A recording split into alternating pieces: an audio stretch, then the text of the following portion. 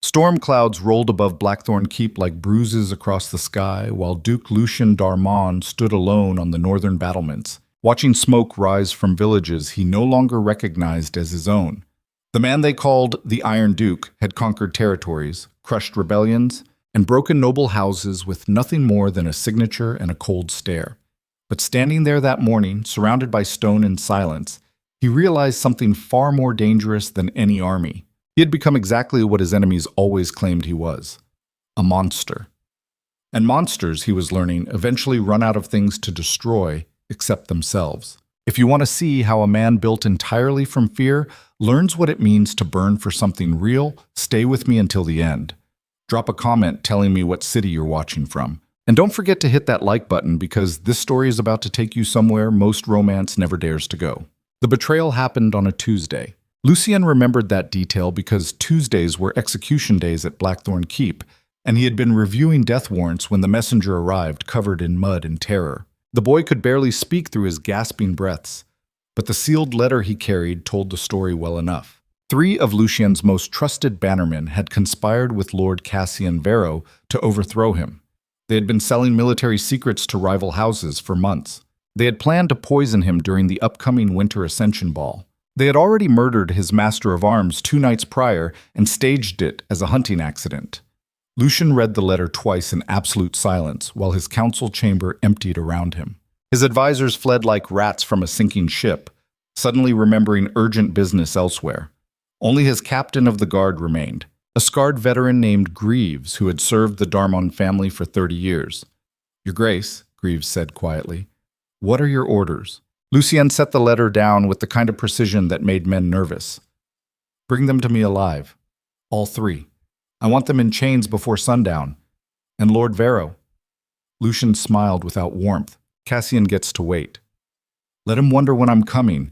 Fear works better when you give it time to ferment." The captain left immediately. Lucien stood alone in the war chamber, surrounded by maps of territories he had conquered through brutality and brilliance. His father had taught him young that power was the only currency that mattered in Valera. Love made you weak, trust made you vulnerable, mercy made you dead. So Lucien had built himself into something incapable of all 3. He ruled the northern territories like a man stamping out fires before they could spread.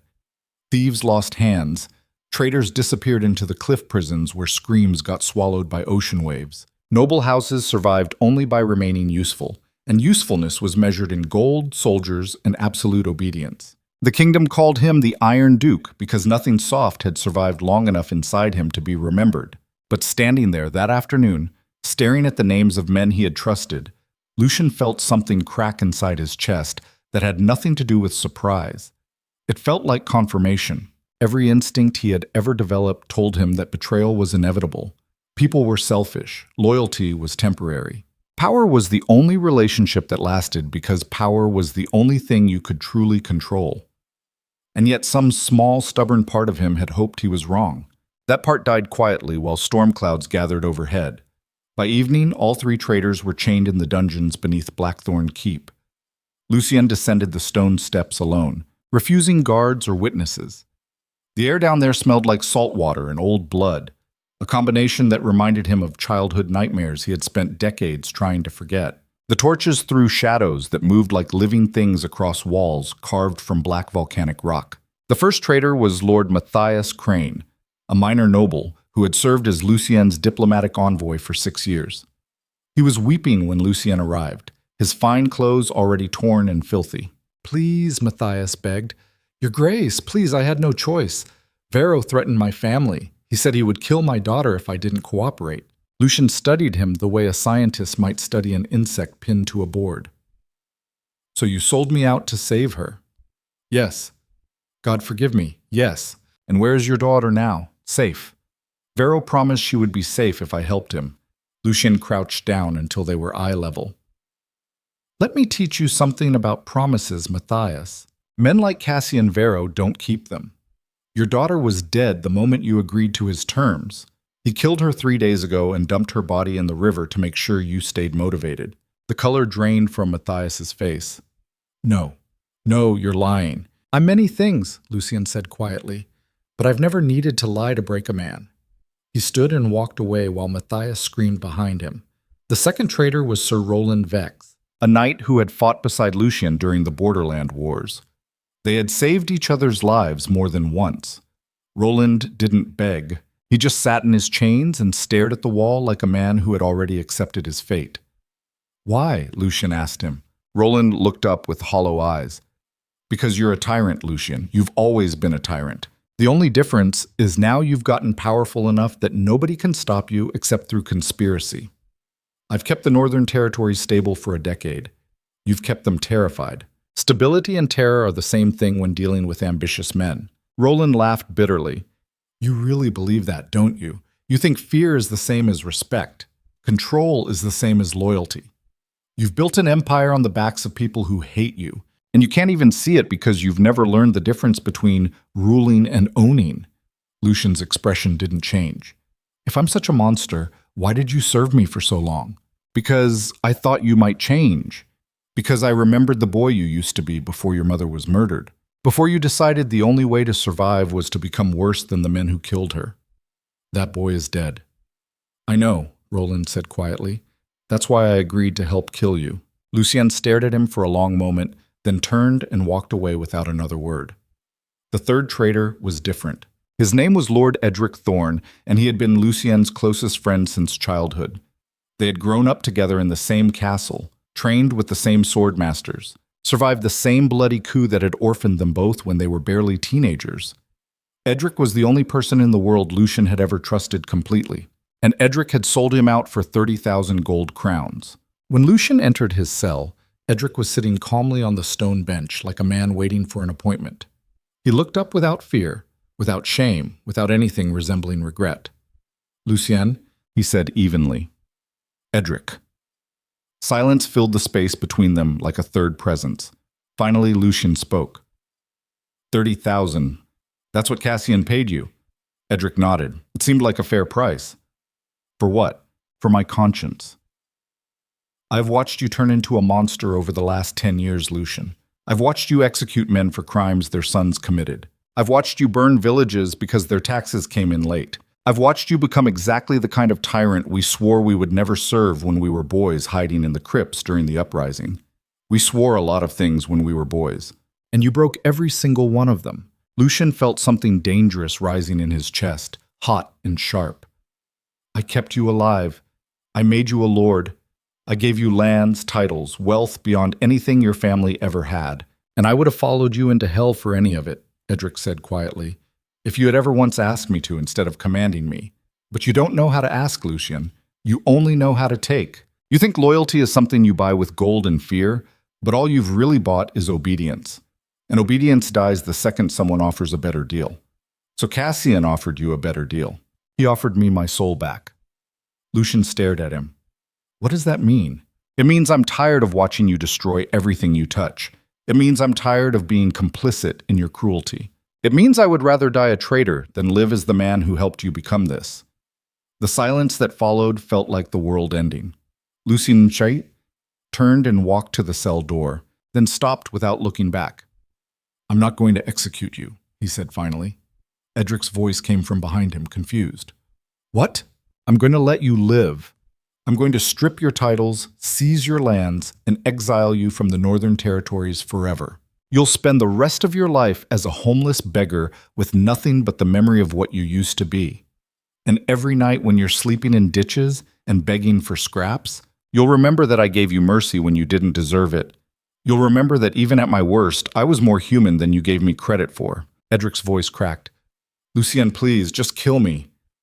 "No," Lucien said quietly. "Death is a mercy, and I don't feel particularly merciful tonight." He left the dungeon without looking back. The next morning, Lucien called an emergency session of the Royal Council in the capital city of Valence. Every major noble house sent representatives. The king himself attended, a weak-willed man named Aldrich who had inherited the throne through birth instead of merit. Lucien stood before them all in full formal regalia, his black and silver house colors making him look like a storm-given human form. 3 of my bannermen conspired with Lord Cassian Vero to overthrow me, he announced without preamble. They have confessed. They have been punished, and now I am declaring formal blood feud against House Vero. The council chamber erupted into chaos. Blood feuds were ancient law.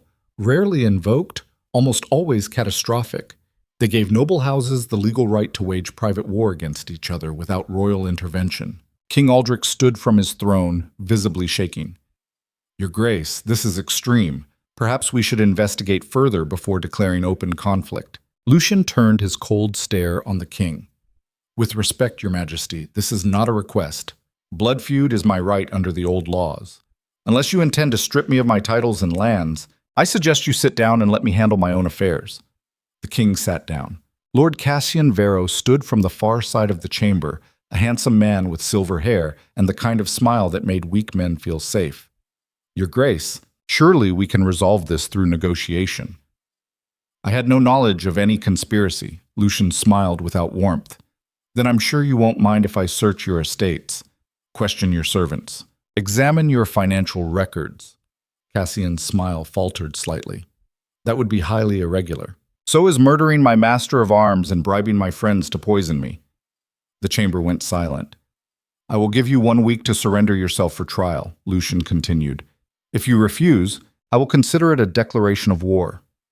And I promise you, Cassian, war is the one thing I have always been better at than diplomacy. He turned and walked out, while the entire council watched in stunned silence. The week passed like a held breath.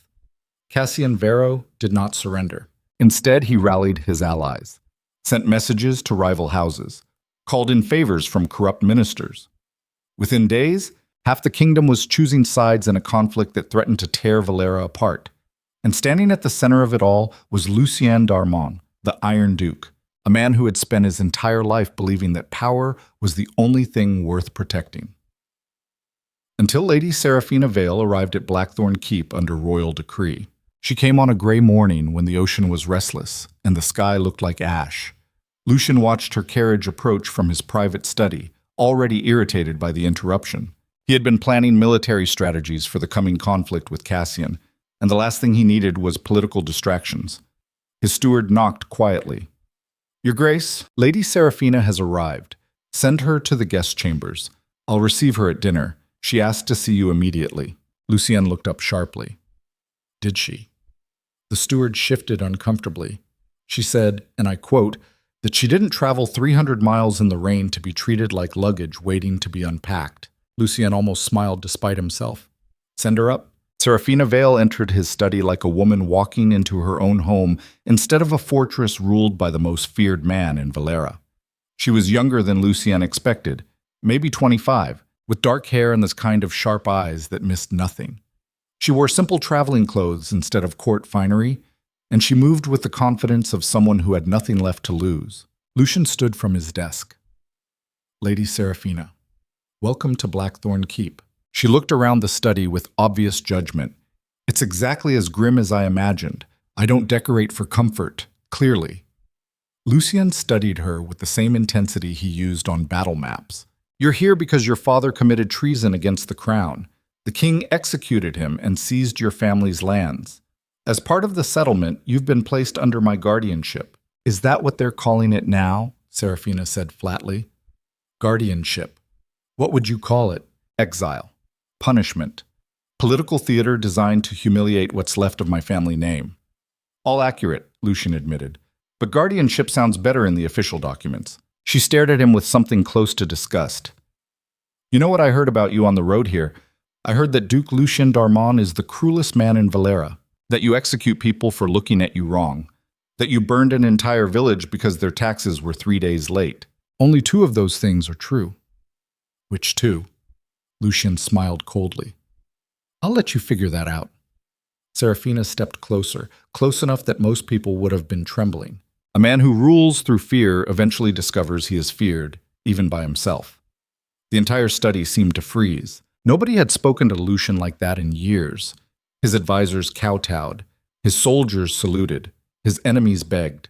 But this woman, this disgraced daughter of a dead traitor, looked him directly in the eyes and delivered the kind of truth that most people wouldn't dare whisper in empty rooms. For the first time in years, Duke Lucien d'Armand felt something more dangerous than rage. Interest. He circled her slowly, studying her the way a wolf studies prey. You think you understand me based on rumors and gossip? I think I understand what you've become. Whether that's the same as who you are is the more interesting question. And what have I become? A man who has confused strength with isolation, power with invulnerability.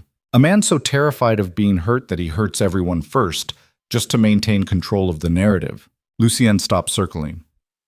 You're either very brave or very stupid. Serafina met his gaze without flinching.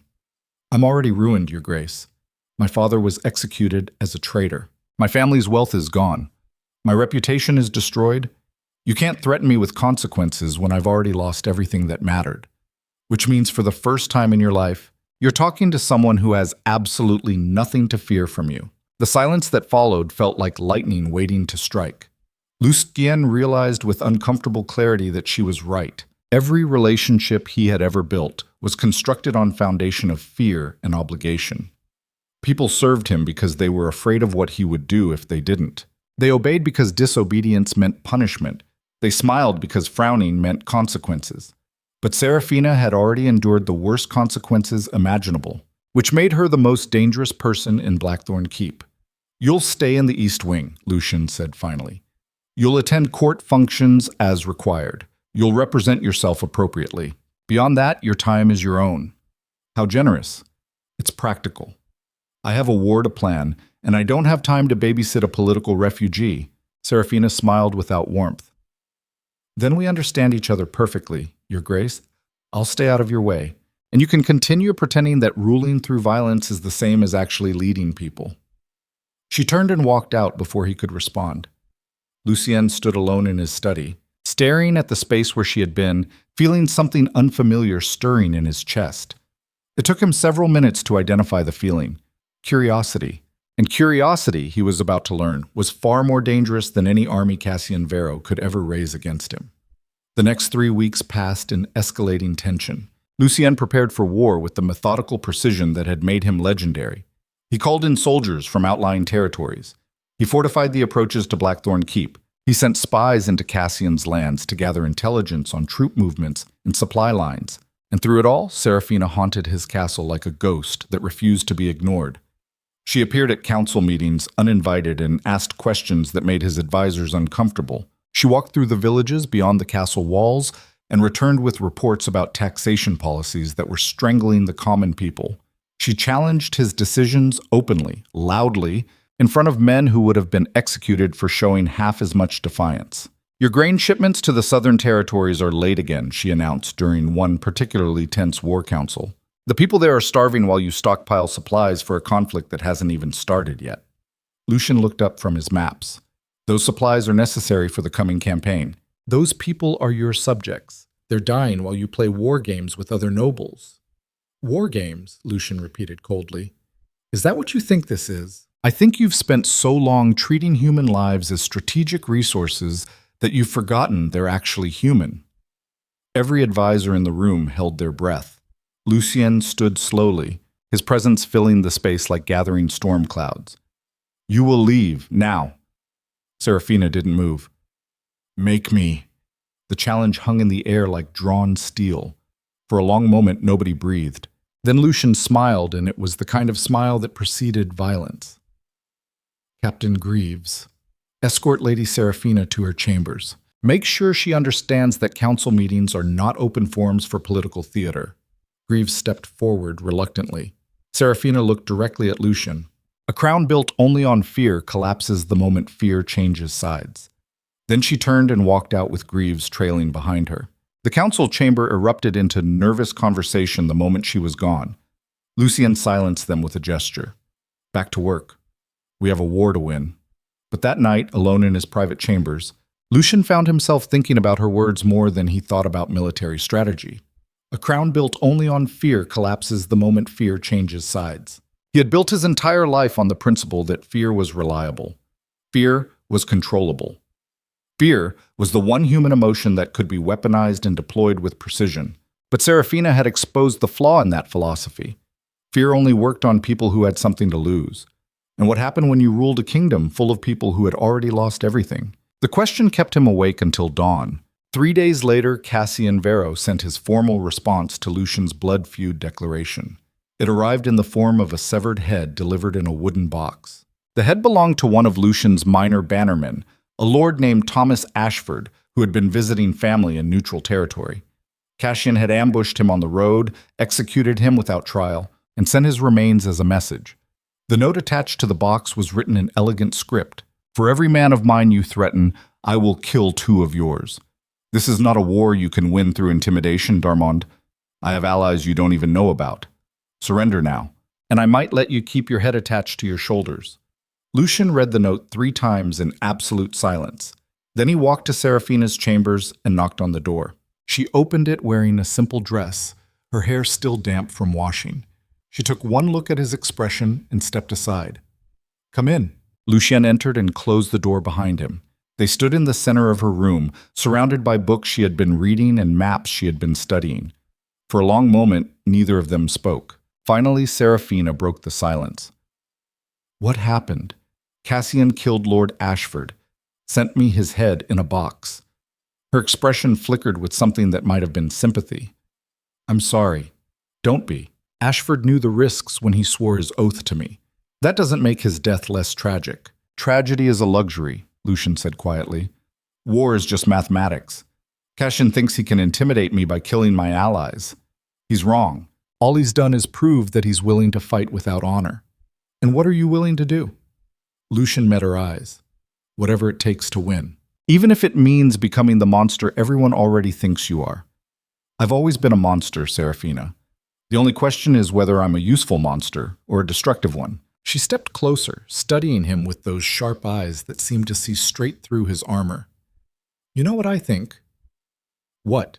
I think you're terrified that if you stop being a monster, even for a moment, someone will hurt you the way you've been hurt before. I think every cruel decision you've ever made has been self-defense disguised as strength. And I think you're so convinced that the world only respects violence that you've never tested whether respect might be earned instead of taken. Lucien felt something crack inside his chest. You don't know anything about me. I know that the man standing in front of me right now came to my chambers at midnight because he needed to talk to someone who won't just tell him what he wants to hear. I know that underneath all the titles and the reputation and the fear, you're just a scared boy who watched his mother die and decided the only way to survive was to make sure nobody could ever hurt him that badly again. Stop. I know that you're capable of mercy because you spared Edric Thorne when you could have executed him. I know that you're capable of doubt because you're standing here instead of burning Cassian's territories to ash. And I know that the thing you fear most in the world isn't losing a war. Then what do I fear? Seraphina stepped close enough that he could feel the warmth of her presence. You fear discovering that everything you've built your life on is a lie. You fear finding out that power isn't the same as safety. Control isn't the same as security. And fear isn't the same as respect. Lucien stared at her, feeling every defense he had ever built trembling under the weight of her words. Then he did something he hadn't done in 15 years. He told the truth. My mother was murdered during a coup when I was 12, he said quietly. She was killed by men who thought they could take our lands if they removed everyone who had a legitimate claim to them. They tortured her for 3 days before she died, trying to get her to reveal where my father had hidden the family treasury. She never told them. She died protecting secrets that didn't even matter because my father died in the same coup trying to defend the castle. Seraphina's expression softened. Lucien, I survived because I hid, because I was small enough to fit in the crypt beneath the chapel where they stored the bodies. I stayed there for a week, surrounded by corpses until the royal army arrived and restored order.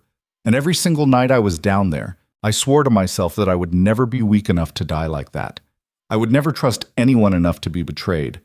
I would never love anyone enough to be destroyed when they were taken from me. He looked at her with something close to desperation.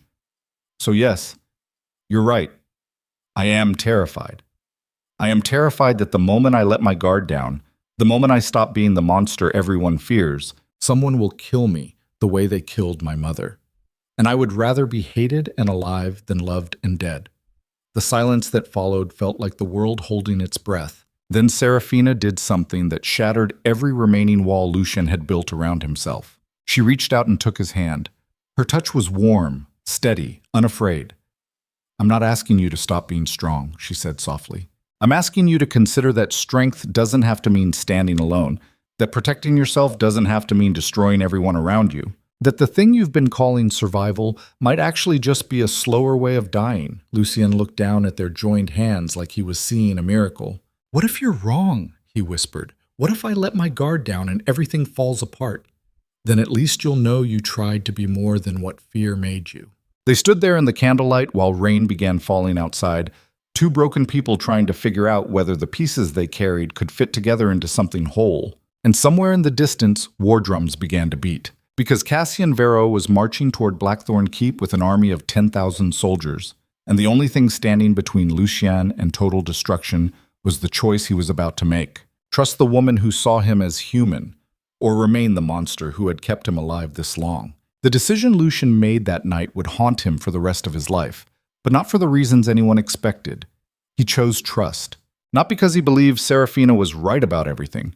Not because he suddenly developed faith in humanity or decided fear was worthless as a governing principle. He chose trust because standing there in the candlelight with her hand in his, he realized that the alternative was spending the rest of his existence as a man so armored against pain that he had become incapable of feeling anything at all. And a life without feeling was just death with a pulse. The problem with choosing trust, Lucien would learn, is that it makes you vulnerable in ways that violence never can.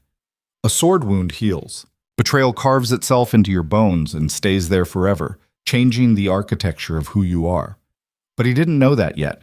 So when Serafina looked at him with those sharp eyes that saw past every defense he had ever built and asked him what he was going to do about Cassian's army, Lucien made a choice that would have been unthinkable 3 weeks earlier. "I'm going to meet with him," Lucien said quietly. "Before the battle starts. I'm going to offer him terms." Serafina's expression shifted to surprise. "You're going to negotiate?" "I'm going to try. Every general in your army will call that weakness." Lucien smiled without warmth. "Then they don't understand the difference between strategy and stubbornness. Cassian wants me dead because he thinks I'm a tyrant who rules through fear alone. If I prove him wrong by offering reasonable terms, I take away his moral justification for the war. His allies will question whether they're fighting for justice or just helping an ambitious lord seize power. And if he refuses your terms, then I'll know that this was never about principles. It was about ambition. And ambitious men make mistakes when they think they've already won." Serafina studied him for a long moment. "This is dangerous, Lucien. If you show mercy and he interprets it as weakness, you give him exactly the opening he needs to destroy you." "I know. So why risk it? Because you asked me to consider that strength doesn't have to mean standing alone." The silence that followed felt like something sacred. Then Serafina squeezed his hand once and stepped back. "Send the message. Offer the terms.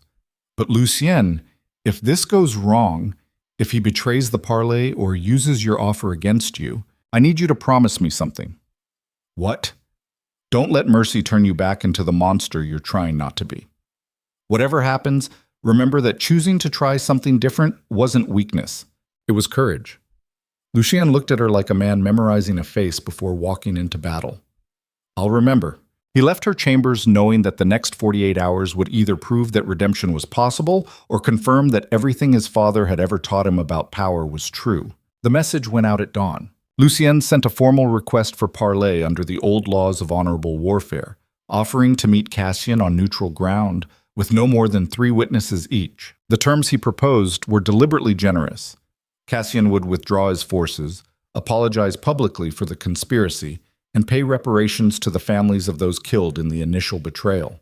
In exchange, Lucien would forego the blood feud and allow Cassian to keep his lands and titles. It was by any measure an offer designed to end the conflict without further bloodshed.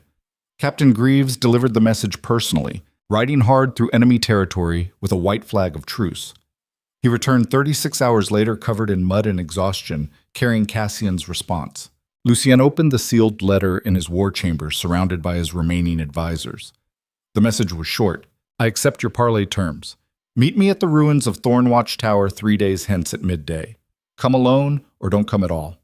And Lucien, if this is a trick, if you're planning some elaborate betrayal, know that I have archers positioned throughout the northern approach. Any hostile movement, and you die where you stand." Lucien read it twice, analyzing every word for hidden meaning. "It's a trap," said Lord Marshal Renwick, his most senior military commander. "He's going to kill you the moment you arrive." "Maybe," Lucien admitted, "but if I refuse the parley, I proved to everyone watching that I never intended to negotiate in good faith. Cassian wins the propaganda war, even if he loses the military one. Your Grace, with respect, propaganda doesn't matter when you're dead. Lucien looked up sharply. Propaganda is the only thing that matters in civil wars, Renwick. Soldiers fight for causes, not just commanders. If Cassian's men believe they're fighting a righteous war against a tyrant, they'll die for him. If they start questioning whether their cause is just, they'll desert. I need them questioning. And if he murders you during the parley, then you burn his territories to ash and make him regret ever being born. The advisors exchanged nervous glances. Serafina spoke from the back of the room where she had been listening quietly. You're not going alone. Every head turned toward her. Lucien's expression hardened. This isn't your fight, Serafina. You made it my fight when you asked me to believe that you could be more than what fear made you.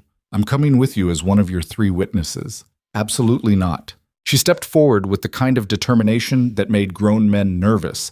You said Cassian's entire justification for this war is that you're a heartless tyrant. What better way to prove him wrong than showing up with the woman who has spent the last 3 weeks publicly challenging your authority and lived to tell about it? I'm living proof that you're capable of tolerating dissent. You're a political liability. I'm a strategic asset, and you know it. The room went silent. Lucien stared at her across the war table, recognizing the trap she had just set for him. If he refused to let her come, he proved that he was still operating from a position of fear and control.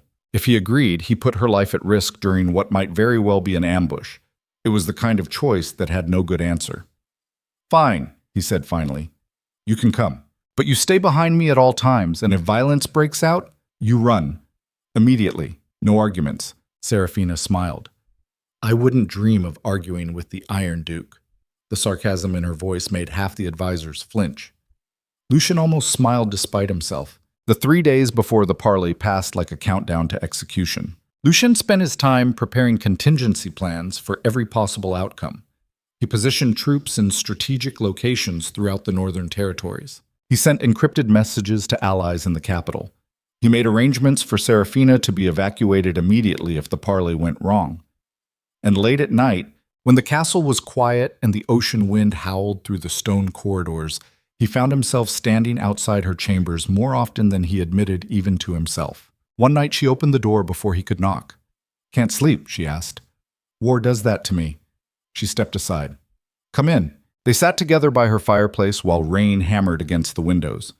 For a long time, neither of them spoke, just existed in the comfortable silence that happens between people who have started to understand each other. Finally, Serafina broke the quiet. Tell me about your mother. Lucien looked at her sharply. Why? Because you never talk about her except in the context of her death. I want to know who she was when she was alive. He stared into the fire, memories surfacing like ghosts. She was kind, too kind for the world we lived in. She believed that nobility meant service instead of privilege. She used to sneak food to the servants when my father wasn't looking. She taught me to read before the tutors came because she said education was the one thing nobody could ever take away from you. She sounds extraordinary. She was, and it got her killed. Serafina leaned forward. How? My father was a hard man, but he was also predictable. Everyone knew where they stood with him. My mother was different. She made alliances based on trust instead of fear. She forgave people who betrayed her. She gave second chances to men who didn't deserve them. And when the coup came, all those people she had been kind to turned on her because they knew she wouldn't retaliate effectively. So you decided kindness was weakness.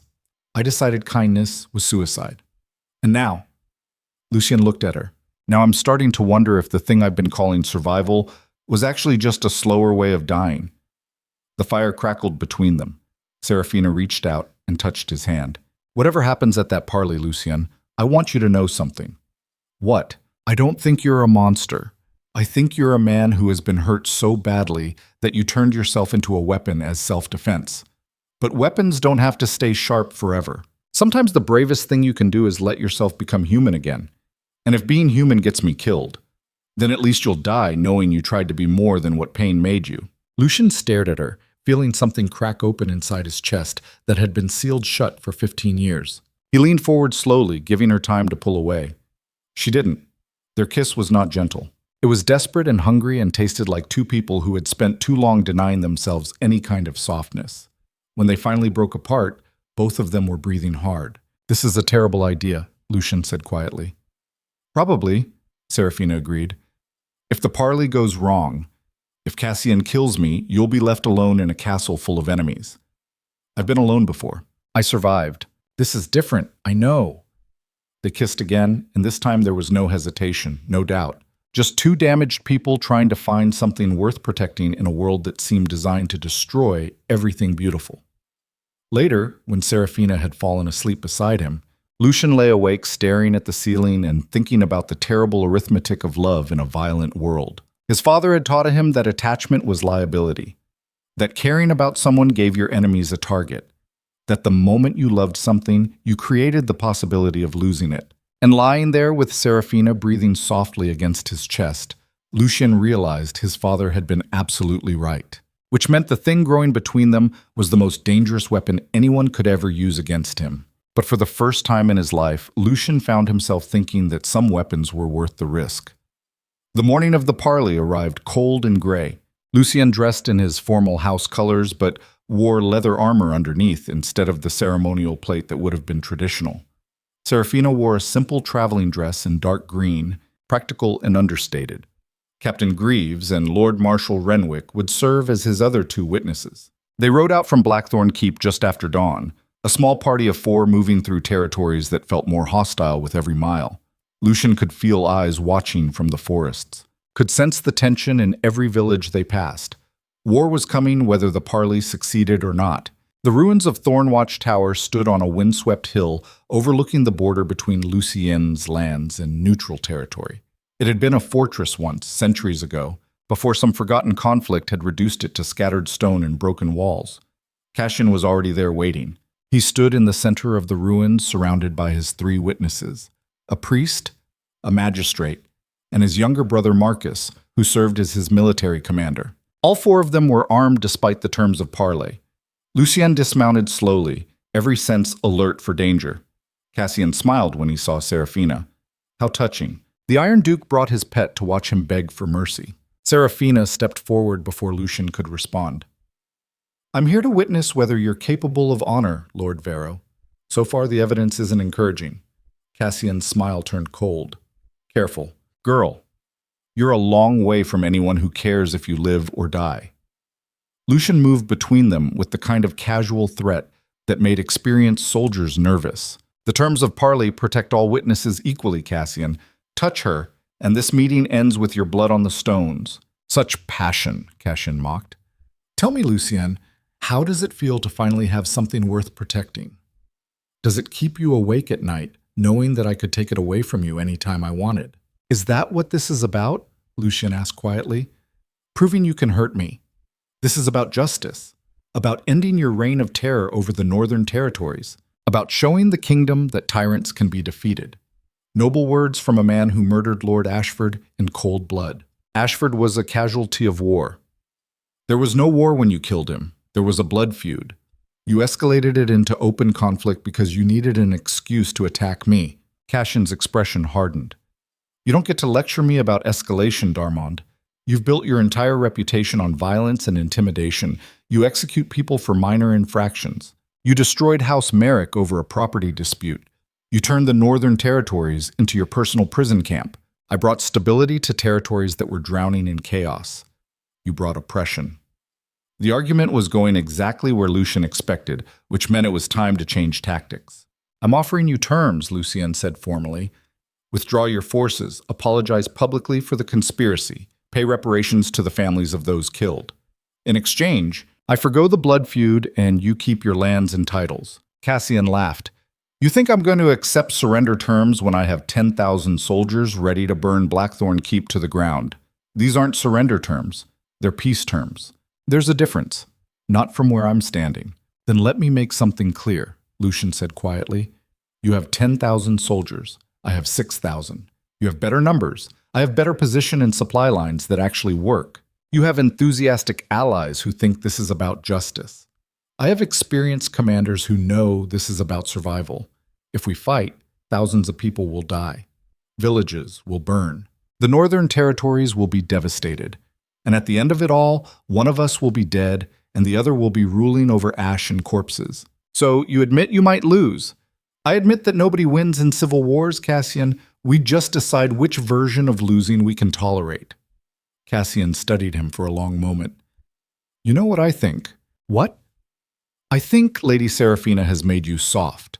I think you're offering terms not because you want peace, but because you're terrified of what might happen to her if this turns into a real war. I think you've finally developed a weakness, and weaknesses are how tyrants fall. Lucien felt Seraphina tense behind him. You're right, he said calmly. She has changed me. I'm offering terms I never would have offered 3 months ago. I'm choosing negotiation over immediate violence. And yes, part of that is because I've started to care about what happens to people beyond just how useful they are to me. Cassian smiled triumphantly. So you admit it. But here's what you're missing, Lucien continued. Caring about someone doesn't make me weak. It makes me more dangerous than I've ever been. Because now I'm not just fighting to maintain power or protect my reputation. I'm fighting to protect something that actually matters. And men fighting for something they love are far more terrifying than men fighting for abstract principles. The ruins went silent. Cassian's smile faded slowly. You're bluffing. Test me, Lucien said quietly. Refuse these terms and find out exactly what kind of monster I become when someone threatens the things I've chosen to protect. For the first time, genuine uncertainty flickered across Cassian's face. The standoff lasted maybe 10 seconds. Then Cassian's brother Marcus stepped forward. This is pointless. He's not going to negotiate in good faith. He's the Iron Duke. He doesn't know how to do anything except dominate and destroy. Lucien turned his attention to Marcus. And you're the younger brother who has spent his entire life living in Cassian's shadow, desperate to prove you're just as clever and ambitious. How's that working out for you? Marcus's hand moved toward his sword. Everyone froze. Under the terms of parley, drawing a weapon meant immediate death for the violator and all their witnesses. Cassian grabbed his brother's wrist. Don't, he threatened me. He insulted you, Cassian corrected. There's a difference. Control yourself. Marcus jerked his arm away but didn't draw the blade. Lucien watched the interaction with cold calculation. You can't even control your own brother, Cassian. How do you expect to control an army when the fighting gets desperate and men start questioning whether their cause is worth dying for? My men believe in what we're fighting for. Your men believe in what you've told them we're fighting for. But beliefs change when the bodies start piling up, when villages burn, when mothers lose sons and wives lose husbands. Eventually they'll start asking themselves whether deposing the Iron Duke was worth the price they paid. And when that happens, your grand coalition will collapse faster than it formed. Then I'll make sure it doesn't come to that, Cassian said coldly. I'll make sure this war ends quickly, decisively, with your head on a pike outside Blackthorn Keep as proof that tyrants can be defeated. Lucien smiled without warmth. There it is. The truth you've been hiding behind noble rhetoric. This isn't about justice or liberation. It's about power. You want to be the man who killed the Iron Duke. You want the reputation, the glory, the political capital that comes from being the one who brought me down. Damn right I do. Then we understand each other perfectly. Lucien turned to leave. Wait, Cassian called out. That's it. You're not going to try harder to convince me. Lucien looked back over his shoulder. I came here to offer you an honorable way out of a war that will destroy both of us. You've refused. Now we fight. And Cassian, when this is over, when the smoke clears and the corpses are counted, I want you to remember that you had a choice. You chose ambition over peace. You chose glory over lives. And whatever happens next is on you. He mounted his horse and rode away with his 3 witnesses, leaving Cassian standing in the ruins looking less certain than he had at the beginning of the parley. The ride back to Blackthorn Keep was silent. When they finally reached the castle, Lucien dismissed Greaves and Renwick, then turned to Seraphina. Come with me, he said quietly. She followed him to the highest tower of Blackthorn Keep, a private observatory where his mother used to watch the stars. The sun was setting over the ocean, painting the sky in shades of blood and fire. They stood together looking out over the territories that would soon become a battlefield. You were right, Seraphina said finally. He's not going to back down. I know. So what happens now? Now we prepare for war. We fortify our positions. We rally our allies. We make sure that when Cassian comes for us, He discovers that taking Blackthorn Keep is far more expensive than he ever imagined. And me? Lucien turned to face her. I'm sending you away. Tonight. You'll travel south with a small guard to one of my estates near the capital. You'll be safe there. Serafina's expression hardened. No, this isn't negotiable. Everything is negotiable. Lucien grabbed her shoulders, not roughly, but with desperate intensity. Cassian knows about you now. He knows you matter to me, which means you've become a target. If he captures you, he'll use you as leverage. He'll torture you to break me. And Serafina, I cannot let that happen. So your solution is to send me away like cargo. My solution is to protect you from a war you didn't start and shouldn't have to fight. She pulled away from him. You still don't understand, do you? I'm not asking for protection. I'm not some fragile thing that needs to be locked away in a tower while the men handle the dangerous work. I stayed here by choice. I challenged you by choice. I fell in love with you by choice. And I'm choosing to stay now because running away is not who I am. Lucien stared at her. You love me. Don't pretend you didn't know. I didn't, liar. The word hung between them like a challenge. Lucien exhaled slowly. If you stay and something happens to you, if Cassian hurts you to hurt me, I will burn this entire kingdom to ash. I will kill every single person who had anything to do with it. I will become exactly the monster everyone has always feared I was. And there will be no coming back from that. Then don't let it happen, Serafina said quietly. Fight smart instead of angry. Win the war without losing yourself. You make it sound simple. It's not simple. It's the hardest thing you'll ever do. But I believe you're capable of it. Why? Because I've seen who you are when you're not wearing armor. I've seen the man underneath the monster. And that man is worth fighting for. Lucien pulled her against him and kissed her like a man drowning. When they finally broke apart, both of them were shaking. If I let you stay, he said roughly, you follow every order I give regarding your safety. No arguments, no debate.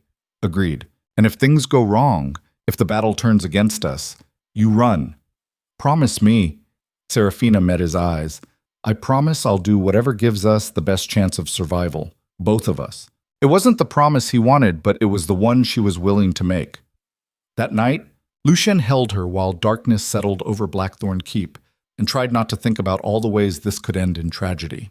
Because the truth about choosing love in a violent world is that it makes you vulnerable in ways that are impossible to defend against. His father had been right about that.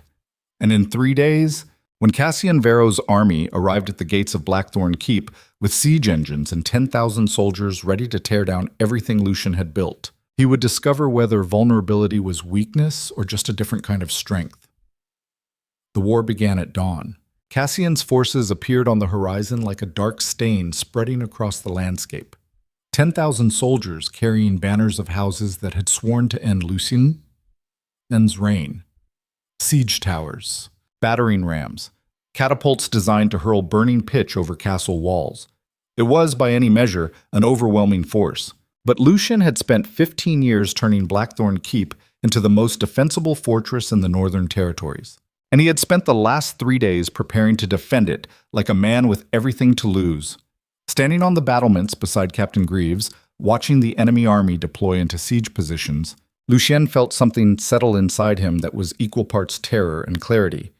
This was it, the point of no return. Everything he had built, everything he had become, everything he had chosen to protect. It all came down to whether he could defend these walls against an enemy that wanted him dead and a kingdom that had decided he was too dangerous to live.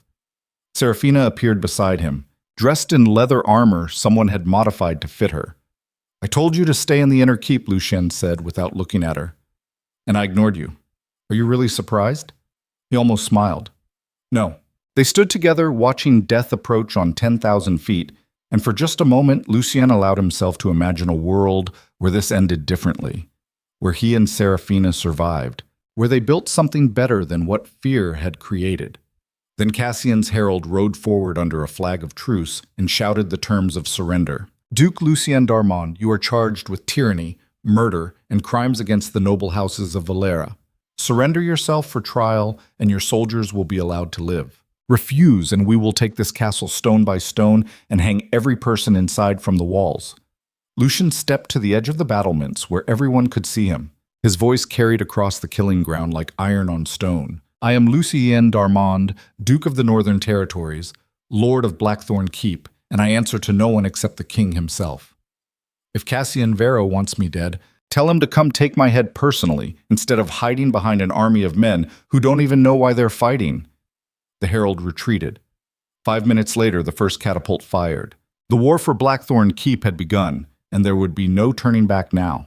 The first stone from Cassian's catapult crashed into the eastern tower of Blackthorn Keep, with the sound of thunder splitting the world open. Dust and debris exploded across the battlements. 3 soldiers died instantly, their bodies crushed beneath rubble that moments before had been solid defensive architecture. Lucien watched it happen from 50 feet away and felt something cold settle into his bones that had nothing to do with the ocean wind. This was real. Not political maneuvering, not strategic positioning, not the careful chess game of noble conflict where casualties were measured and minimized. This was war in its purest form. Men dying, walls crumbling, everything he had built over 15 years of brutal consolidation reduced to stone dust and screaming. "Return fire," he ordered Captain Greaves. "Target their siege engines. I want those catapults destroyed before they can reload." Greaves relayed the commands, and Blackthorn's defensive batteries roared to life. Massive crossbow bolts as thick as tree trunks fired across the killing ground, punching through wooden siege towers like they were made of paper. One of Cassian's catapults took a direct hit and exploded in a spray of splinters and broken bodies. But for every engine they destroyed, 2 more seemed to appear. The mathematics of siege warfare are brutally simple. The defender has better position, but limited resources. The attacker has worse position, but overwhelming numbers. Eventually, inevitably, the numbers win unless something fundamental changes in the equation. Lucien had studied enough military history to know that sieges ended in one of 3 ways. The defender surrendered. The attacker gave up, or everyone died and the castle became a tomb. He was planning to avoid all 3 outcomes through a 4th option nobody expected. But that plan required time, coordination, and allies who hadn't betrayed him. 2 out of 3, it turned out, was not enough. The betrayal revealed itself 3 hours into the siege when the southern gate suddenly opened from the inside. Lucien was coordinating fire teams on the northern wall when the alarm bells started ringing with a different pattern. Not enemy approach. Not structural damage. Internal breach. He ran across the battlements fast enough that Serafina had to sprint to keep up. When he reached the southern overlook and looked down, his blood turned to ice water. 300 of Cassian's soldiers were pouring through the open gate, while Blackthorn's defenders fought desperately to close it again. But the real horror was standing in the center of the chaos, directing the enemy troops with calm efficiency. Lord Marshal Renwick, one of Lucien's 3 witnesses at the parley, one of his most trusted military commanders, the man who had served House d'Armand for 20 years. The man who had apparently been working for Cassian the entire time. Lucien felt the world tilt sideways underneath him. Serafina grabbed his arm. "Lucien, we have to seal that breach. If they establish a foothold inside the walls, the siege is over." He barely heard her. His mind was racing through every conversation he had ever had with Renwick, every strategic decision, every deployment order, every piece of intelligence that had somehow reached Cassian's forces with suspicious accuracy. 20 years. Renwick had been planning this for 20 years. Or maybe he hadn't been planning anything at all. Maybe he had just been waiting, watching, calculating the exact moment when betraying Lucien would be more profitable than serving him. The Iron Duke had built his entire philosophy on the principle that fear guaranteed loyalty because fear was controllable and predictable. But fear, Lucien was learning, only controlled people who had more to lose than they had to gain. And Renwick had apparently decided that Cassian was offering a better future than anything Lucien could provide. "Your Grace," Captain Greaves appeared beside him, breathing hard. "We need orders. The southern courtyard is compromised. If we don't retake it in the next 10 minutes, they'll be able to open the main gates from the inside." Lucien forced his mind back into tactical mode. Pull every available soldier from the eastern defenses. Form a counter-assault team. I want that courtyard retaken and every traitor inside it dead before sunset. What about the eastern wall? It holds, or it doesn't. The southern breach is the priority. Greaves saluted and ran. Serafina was still staring at him with concern that felt like being skinned alive. "Lucien, are you all right?" He laughed without humor. "My most trusted commander just opened my gates to an army that wants me dead." I'm spectacular. I meant emotionally. I don't have time for emotions. That's not true and you know it. Lucien turned on her with the kind of intensity that made soldiers flinch. You want to know what I'm feeling right now, Serafina? I'm feeling like every single instinct I ever had about human nature was correct. I'm feeling like my father was right when he told me that trust was a luxury weak men indulged in before reality killed them. I'm feeling like the last 3 weeks of trying to be something better than a monster was the stupidest decision I ever made because monsters don't get betrayed by their friends. They don't have friends to betray them. She grabbed his face with both hands, forcing him to look at her. One person betraying you doesn't mean everyone will. One failure doesn't invalidate everything you've tried to become, doesn't it? No. It means betrayal hurts worse when you're trying to trust people. But that doesn't mean trust was wrong. It means Renwick was wrong. Below them, the sounds of fighting intensified as Blackthorn soldiers clashed with Cassian's forces in the southern courtyard. Lucien pulled away from her. I have to go. Stay here. Stay safe. Lucien! He was already running. The fight for the southern courtyard was the kind of close-quarters brutality that made wars into legends and men into corpses. Lucien arrived with 50 of his best soldiers and crashed into Cassian's forces like a storm made flesh. His sword, a family blade that had been killing men for 3 generations, moved through the chaos with surgical precision. He didn't fight like a nobleman practicing techniques learned from masters. He fought like a man who had survived a dozen assassination attempts and understood that combat was about efficiency, not honor. Every strike killed. Every movement positioned him for the next kill. He became a machine built from violence and survival instinct. And the enemy soldiers learned very quickly why the northern territories feared the Iron Duke more than they feared death itself. But even monsters can be overwhelmed by numbers. Cassian had sent 400 soldiers through that gate. Lucien had 50. The mathematics were not in his favor. They were being pushed back when Lord Marshal Renwick appeared across the courtyard. The 2 men locked eyes through the smoke and chaos. Renwick raised his sword in mock salute. Lucien felt something snap inside his chest that had been holding his rage in check. He cut through the soldiers between them like they were training dummies, moving with the kind of focused fury that terrified even his own men. When he finally reached Renwick, their swords met with the crash that seemed to silence the entire courtyard for one perfect moment. 20 years, Lucien said quietly. 20 years you served my family. Renwick blocked a strike and countered smoothly. 20 years I watched you turn into exactly what your father feared you would become. My father died defending this castle. Your father died because he trusted the wrong people. Just like you're dying for the same reason. Their blades locked. They stood face to face, close enough that Lucien could see the complete lack of regret in Renwick's eyes. Cassian promised you what? Lucien demanded. Lands, titles, a position in whatever government he establishes after I'm dead. He promised me a kingdom that doesn't rule through terror. You're killing people right now to establish that kingdom. The difference is, I'm killing you. One tyrant. Cassian's men are dying to end tyranny itself. Noble words from a traitor. Renwick shoved him back. I'm not the traitor, Lucien. You are. You betrayed everything the Northern Territories could have been. You turned them into a prison camp ruled by fear. You executed good men for minor crimes. You destroyed families over tax disputes. You became exactly the kind of monster your mother would have wept to see. Don't you dare speak about my mother. Why not? I knew her. I served her before I served you. She was kind and just and everything you're not. And you know what the real tragedy is, Lucien? She died protecting you. She endured 3 days of torture to keep you safe. And you repaid that sacrifice by becoming the exact kind of man who would have tortured her if she had been his enemy. The words hit harder than any sword strike. Lucien attacked with pure rage. No technique, no strategy. Just the desperate need to make Renwick stop talking because every word was a knife cutting into truths he had spent 15 years trying to bury. They fought across the courtyard while soldiers died around them. Renwick was older but experienced. Lucien was younger but driven by something beyond skill. Grief and fury make terrible fighting styles but devastating psychological weapons. Renwick started making mistakes. Small ones at first. A parry too slow.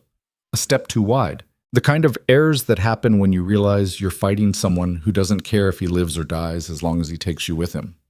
Lucien drove his blade through Renwick's shoulder, pinning him against the courtyard wall. The older man gasped in pain but didn't scream. Why? Lucien demanded. Just tell me why. Renwick looked at him with something that might have been pity. Because I've been watching you destroy yourself for 15 years, and I finally decided I couldn't be complicit in it anymore. Cassian's not perfect. He's ambitious and ruthless, and probably just as dangerous as you in different ways. But at least he doesn't pretend that cruelty is the same as strength. I never pretended. You've done nothing but pretend. You pretend that ruling through fear makes you powerful instead of isolated. You pretend that executing enemies makes you safe instead of more paranoid. You pretend that being alone makes you strong instead of just alone. Lucien twisted the blade. Renwick's face went pale, but he kept talking through the pain. And the worst part is you finally started to change. Lady Seraphina actually got through to you. I saw it happening, saw you becoming something better. And I knew that if I didn't act now, you might actually succeed in redeeming yourself. Might actually transform into the kind of leader your mother hoped you would be. So you betrayed me to stop me from becoming better. I betrayed you because better doesn't erase 15 years of tyranny. It doesn't bring back the men you executed. Doesn't restore the families you destroyed. Doesn't undo the damage you've done to the northern territories. You don't get redemption just because you fell in love with a woman who made you feel human again. Lucien pulled the blade out and stepped back. Renwick collapsed against the wall, bleeding heavily. Around them, the fighting was dying down. Blackthorn soldiers had retaken most of the courtyard. Cassian's forces were retreating back through the southern gate, dragging wounded with them. But the damage was done. The gate had been compromised. The walls had been breached.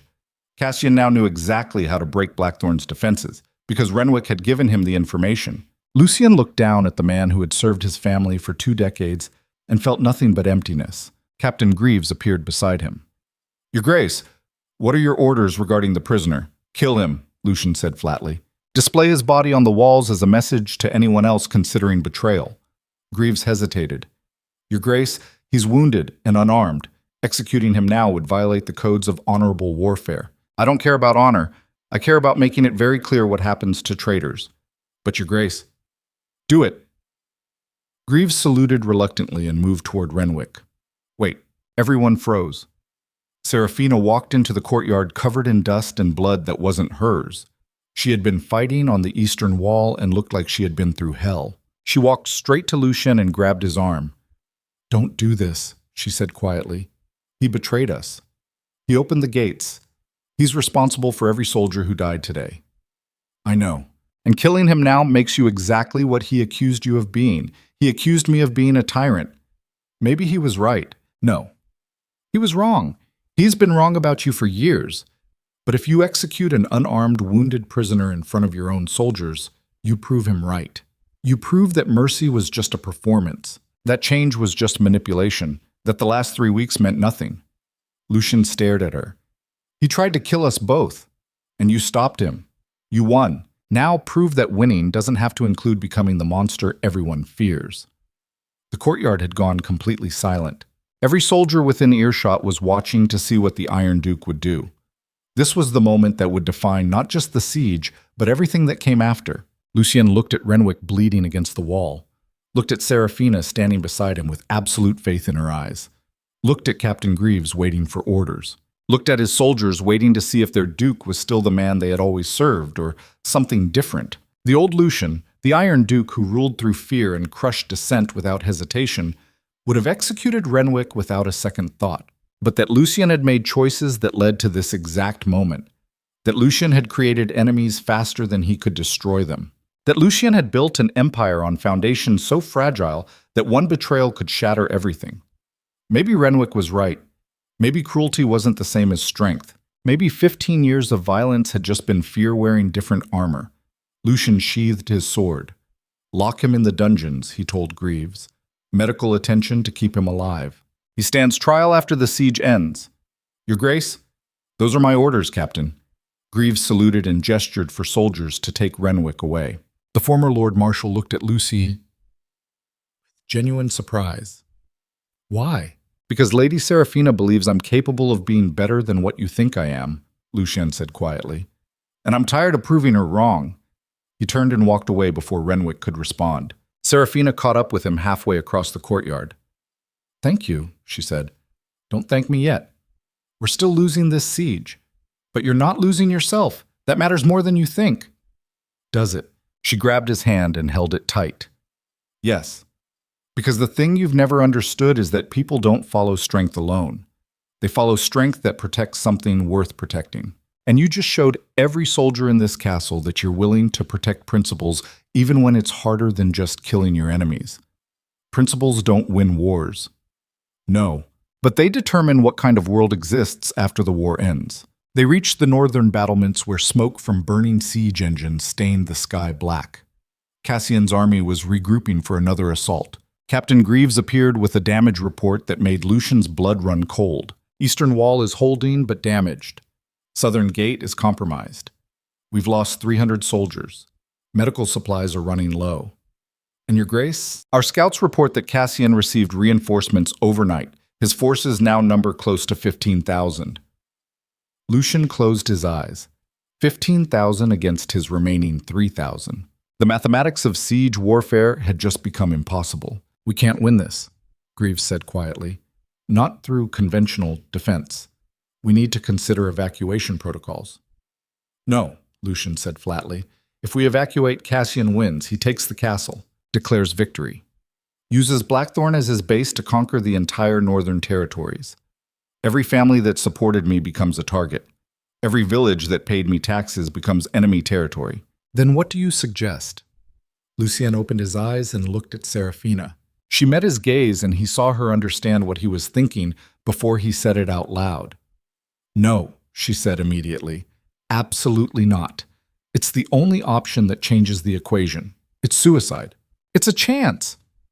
What are you two talking about? Greaves demanded. Lucien turned to his captain. Cassian's entire strategy depends on overwhelming numbers and superior siege equipment. He's fighting a conventional war because he assumes I'll fight conventionally too. But conventional warfare isn't how I became the Iron Duke. Then how did you become the Iron Duke? By doing things nobody expected.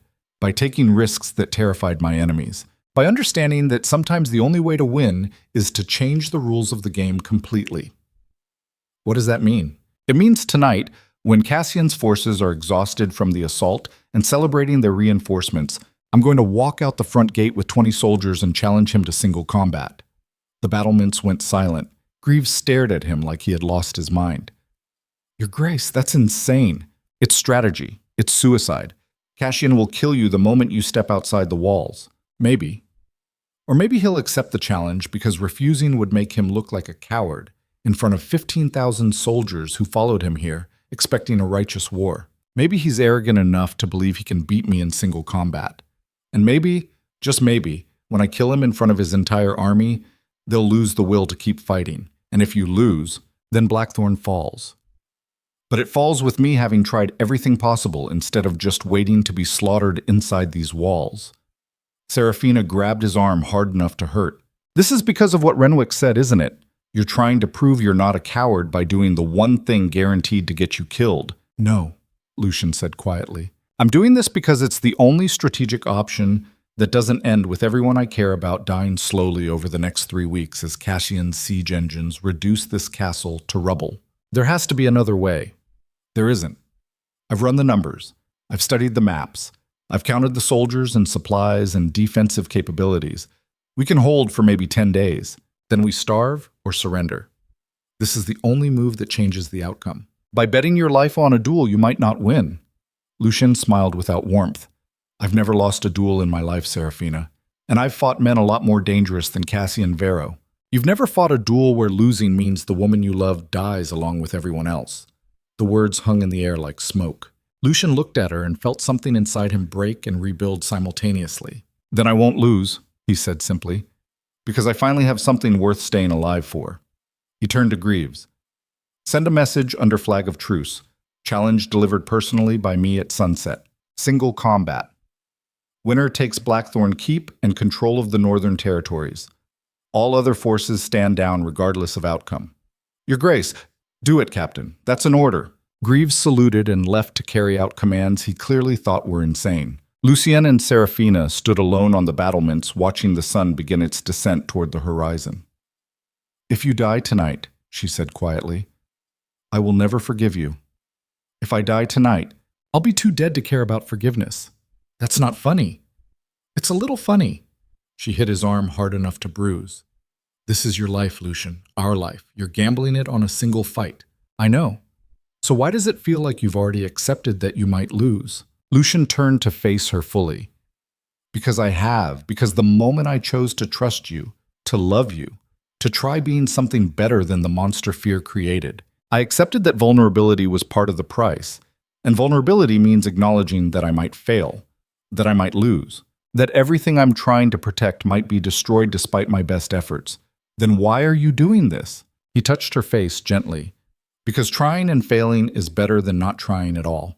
Because dying while protecting something I love is better than surviving by abandoning it. Because you asked me to believe that strength doesn't have to mean standing alone. The sun touched the horizon, painting the sky the color of blood and endings. It was time. Lucien kissed her one last time, memorizing the taste of her lips and the feel of her hands in his hair.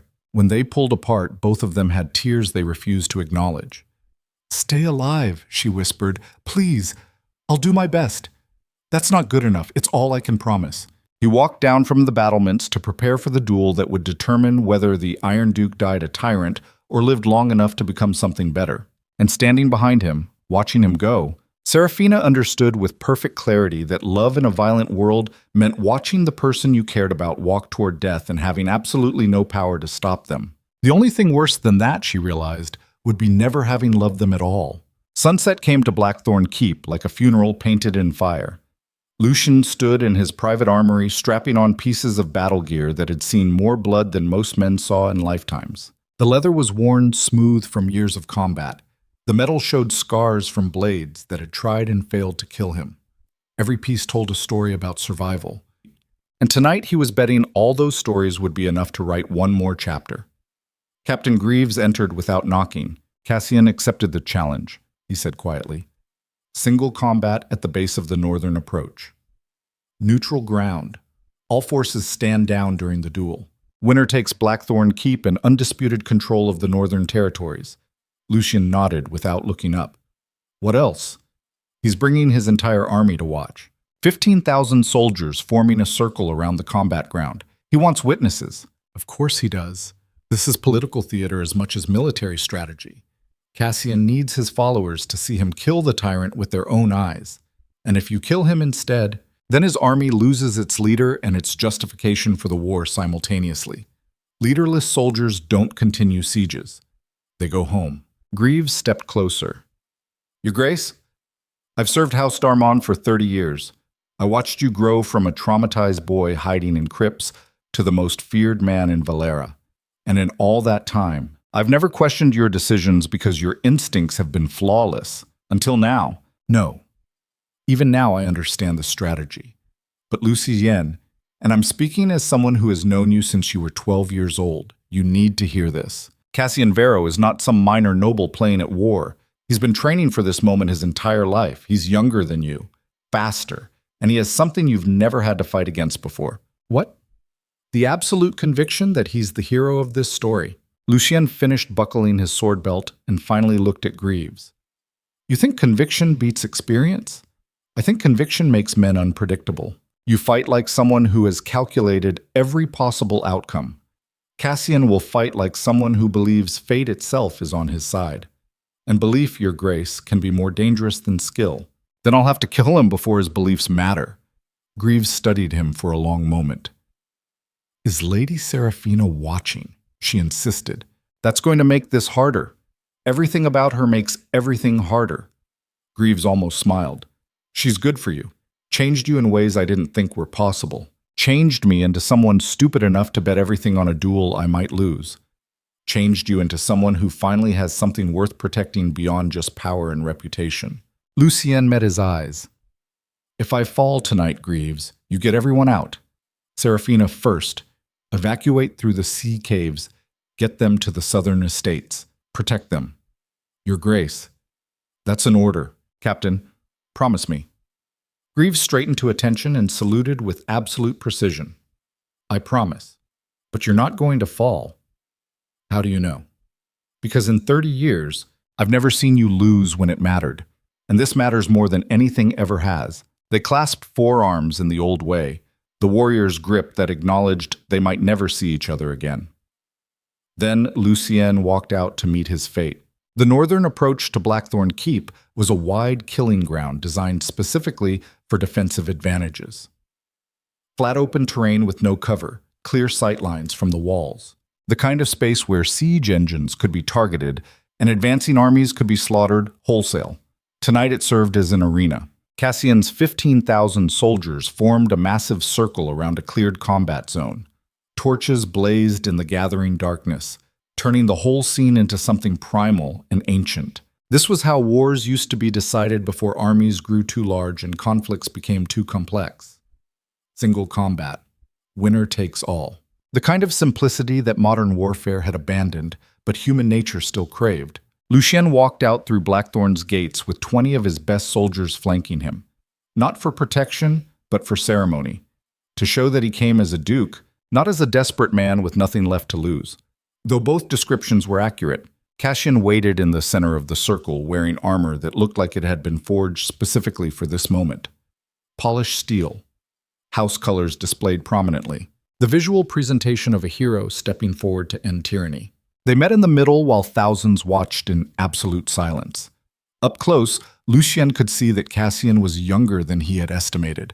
Maybe 30, handsome in the way that made people trust him instinctively. The kind of face that inspired loyalty without earning it. Everything about him screamed protagonist energy. The chosen one. The liberator. The man destiny had selected to end the Iron Duke's reign of terror. Standing across from him, Lucien felt like he was staring at everything he could have been if trauma hadn't carved different lessons into his bones. "Thank you for accepting," Cassian said formally. "I wasn't certain you had the courage." "Courage has nothing to do with it. This is strategy." "Of course it is. Everything is strategy with you, isn't it? Life is just a game board where people are pieces to be moved and sacrificed," says the man who murdered Lord Ashford to provoke this war. "Ashford was a casualty of necessary conflict. You're the disease I'm trying to cure." Noble words from someone who opened negotiations by sending me a severed head. Cassian smiled coldly. "I learned from studying you, Lucien. Violence gets attention. Fear creates respect. Isn't that your entire philosophy?" "It was," Lucien admitted. "But philosophies change when you realize they've been keeping you alive but making you dead inside." How poetic. Did Lady Seraphina teach you that? Or did you come up with it while planning how many people to execute this week? The insult landed, but Lucien didn't react. He had learned long ago that men who needed to provoke you before a fight were men who doubted their own abilities. A neutral magistrate stepped forward, an elderly official who had served the crown for decades. He read the terms of combat in a voice that carried across the assembled armies. Single combat to the death or yielding. No interference from witnesses. No weapons beyond personal arms. Victor claims Blackthorn Keep and undisputed governance of the Northern Territories. All forces withdraw regardless of outcome. These terms are witnessed and binding under the old laws. Both combatants nodded. The magistrate withdrew. Lucien and Cassian drew their swords simultaneously, and 15,000 people held their breath while two men prepared to decide the fate of a kingdom. The first exchange happened so fast that most of the watching soldiers missed it entirely. Cassian attacked with the aggressive confidence of someone who had been training for this exact scenario his whole life. His strikes were technically perfect.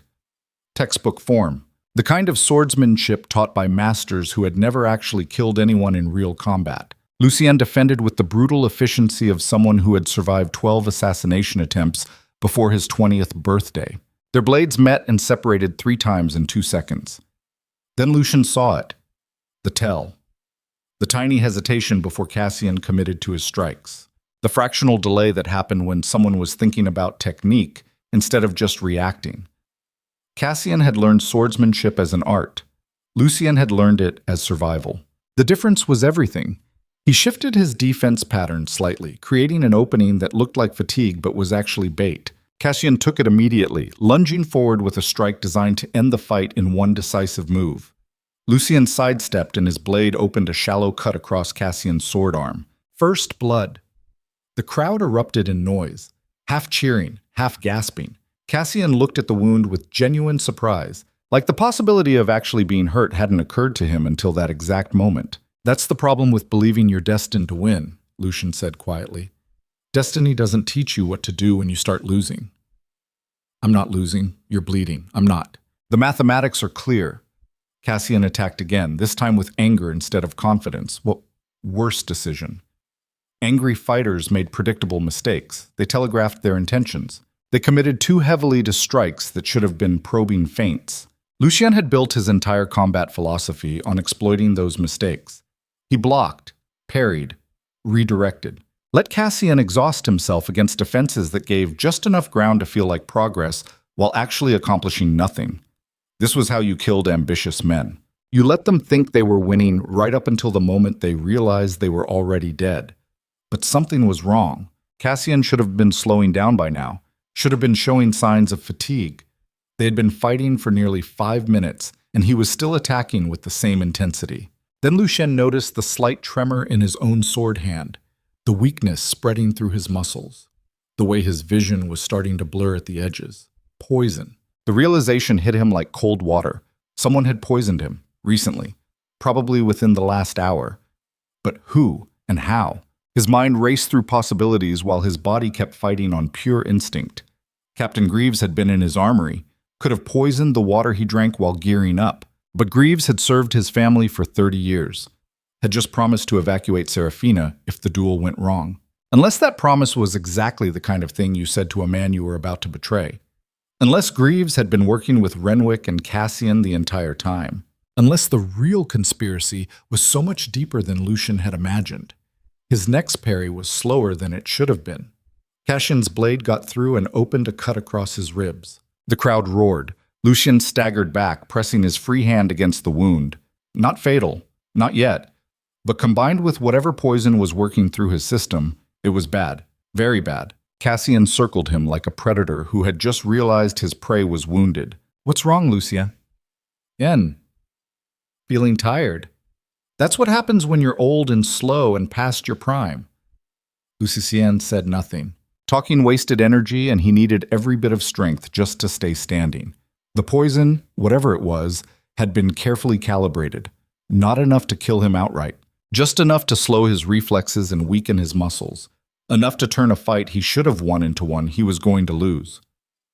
This was Renwick's final betrayal. Not just opening the gates during the siege, murdering the Duke during what should have been an honorable duel. Cassian attacked again, and this time Lucien barely got his sword up in time to block. The impact drove him to one knee.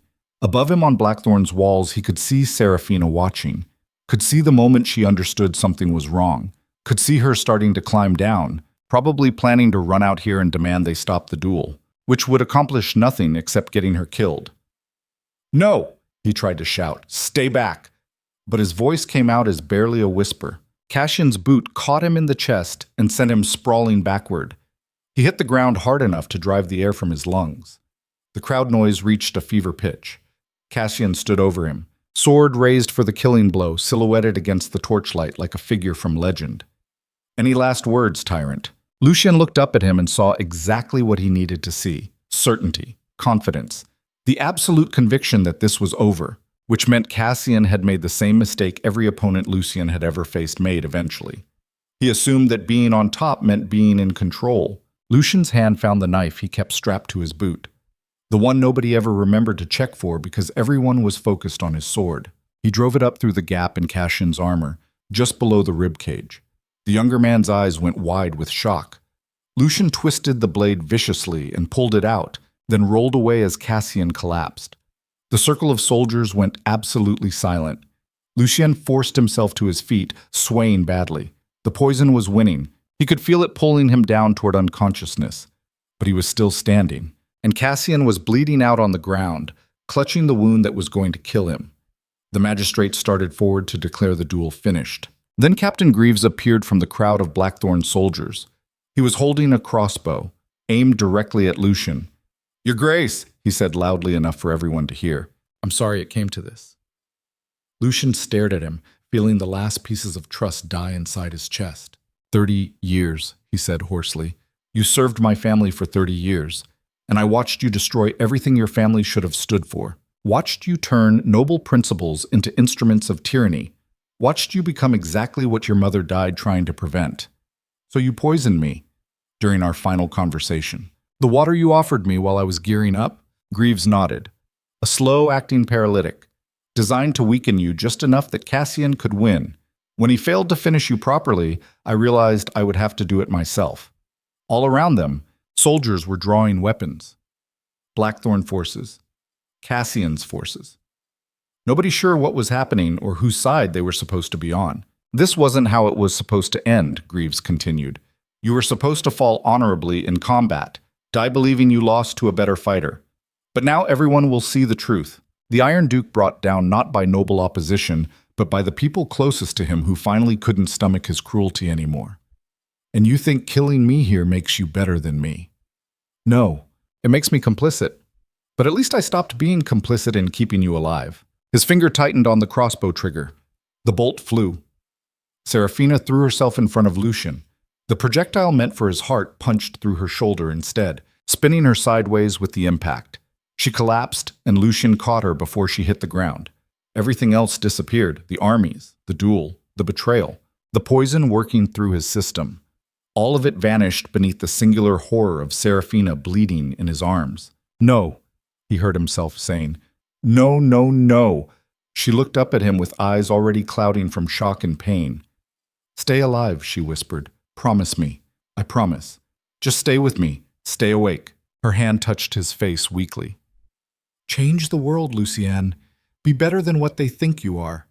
Then her eyes closed.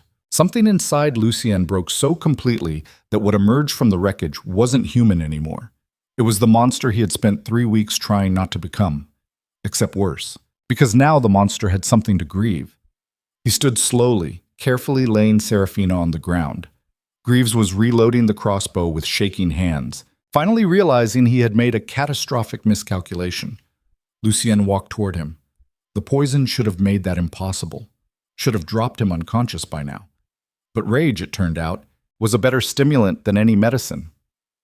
Your Grace, Greaves started backing up. I didn't mean for her to. You poisoned me, betrayed me, tried to murder me during an honorable duel. And now you've shot the only person in this entire kingdom who believed I could be something better than a monster. I was trying to save the Northern Territories. Lucien's hand closed around Greaves's throat. You've destroyed them. He lifted the older man off the ground one-handed, feeling bones creak under the pressure. Around them, soldiers from both armies stood frozen. Nobody moved. Nobody intervened. They were watching something primal, something that transcended politics and military strategy. They were watching what happened when you hurt the one thing a dangerous man had chosen to love. This is what you wanted, Lucien said quietly. You wanted to see the real monster. Congratulations, you succeeded. He threw Greaves 20 feet. The captain hit the ground and rolled, gasping. Lucien drew his sword and walked forward. Greaves scrambled backward. Your Grace, please, I was wrong. I see that now. I never should have. You should have killed me when you had the chance, because now I'm going to show you exactly why the Northern Territories feared the Iron Duke. What followed was not a fight. It was an execution drawn out across 30 seconds of surgical violence. Lucien didn't kill Greaves quickly, didn't grant him the mercy of a clean death. He carved him apart piece by piece while 15,000 soldiers watched in absolute horror. This was the man who had conquered the Northern Territories through ruthless efficiency. This was the tyrant the legends warned about. This was the monster Serafina had almost convinced him he didn't have to be. When it was over, when Greaves lay dead in a spreading pool of blood, Lucien turned to face the assembled armies. His voice carried across the killing ground with the kind of authority that made grown men flinch. Anyone else want to betray me? Anyone else think I've gone soft? Anyone else believe that trying to be better than a monster means I've forgotten how to be one? Silence. Then, slowly, deliberately, Lucien dropped his sword and collapsed beside Serafina's still form. The poison finally won. Darkness took him while he was reaching for her hand. The last thing he heard before consciousness abandoned him was someone screaming for a healer. And the last thing he thought was that he had finally become exactly what his father warned him about. A man so consumed by love and grief that he destroyed himself trying to protect what mattered. The world went black. And when Lucien d'Armand woke up 3 days later in a medical tent with his hands chained to the bed frame, he discovered that everything had changed in ways he couldn't have predicted and wouldn't have believed. Serafina was alive. Cassian was alive. And both of them were waiting to tell him that the real war was just beginning. Because betrayal, as it turned out, ran deeper than anyone had imagined. And the person who had orchestrated the entire conspiracy from the shadows was someone Lucien had trusted more than anyone. Someone who was about to walk through that tent flap and destroy every remaining piece of his world. The chains rattled as he tried to sit up. The tent flap opened, and Lucien's heart stopped when he saw who entered. His brother.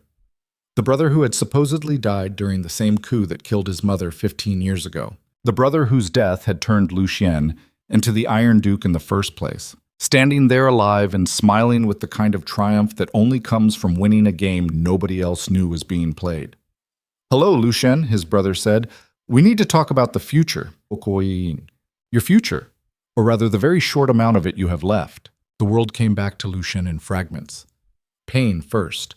Sharp and insistent across his ribs where Cassian's blade had opened him. Deeper and more systemic where the poison had tried to shut down his organs one by one. Then sound, canvas flapping in wind, voices arguing outside the medical tent, the metallic rattle of chains securing his wrists to the bed frame. Then memory, Serafina throwing herself in front of a crossbow bolt meant for his heart, her blood on his hands, the way her eyes had closed while she whispered for him to stay alive and change the world.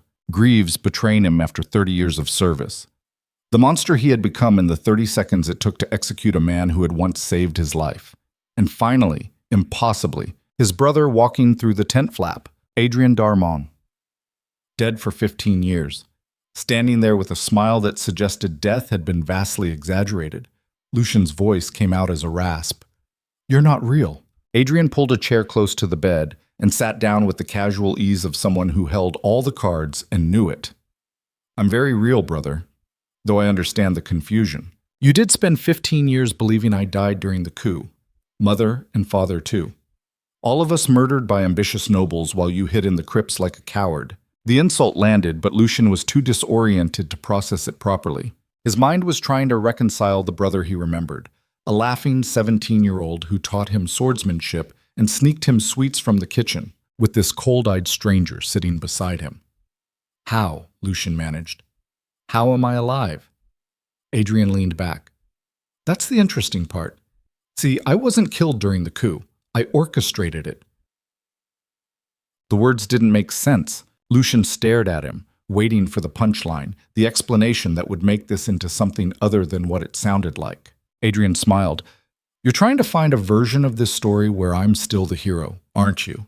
Where I had noble reasons for faking my death and letting you suffer for 15 years. Sorry to disappoint, but this is exactly what it looks like.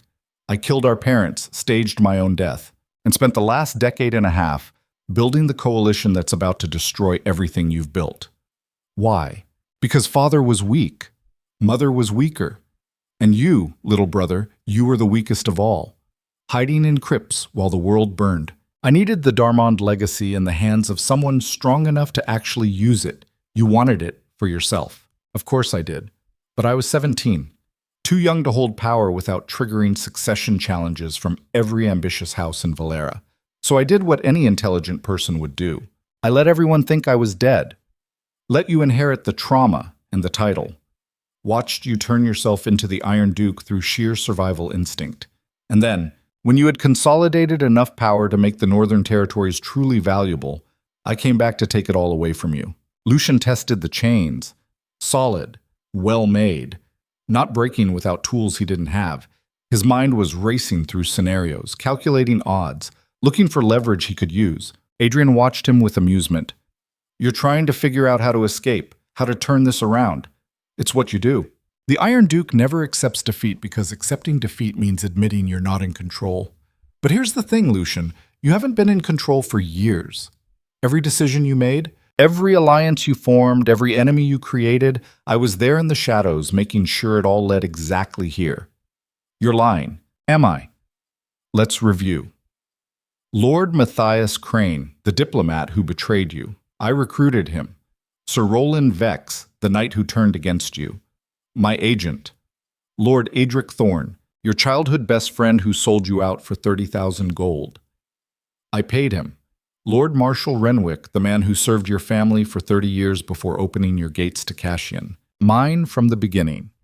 Captain Greaves, who poisoned you and tried to finish you during the duel. Also mine. Every name was a knife. Lucien felt something fundamental breaking inside him, some last remaining piece of faith in human connection dissolving like salt in water. Even Cassian, Adrian continued, poor idealistic Cassian who genuinely believes he's fighting a righteous war against tyranny. I fed him information about your cruelties, encouraged his ambitions, made sure he saw himself as the hero destined to end your reign. He's been my puppet for 3 years and doesn't even know it. And Serafina, the question came out harder than Lucien intended. Adrian's smile widened. Ah, yes. Lady Serafina Vale, daughter of a traitor, exiled to Blackthorn Keep under royal decree. The woman who challenged you, changed you, made you believe you could be something better than a monster. You want to know if she was part of the conspiracy too? Lucien said nothing. But his silence was answer enough. Adrian laughed. No, brother. Serafina was real, completely genuine. I had nothing to do with her arrival or her influence on you. In fact, she nearly ruined everything by actually getting through to you, making you soft, making you question the very principles that made you powerful. I had to accelerate my timeline because of her. Move up the siege, trigger the betrayals earlier than planned. Where is she? Alive.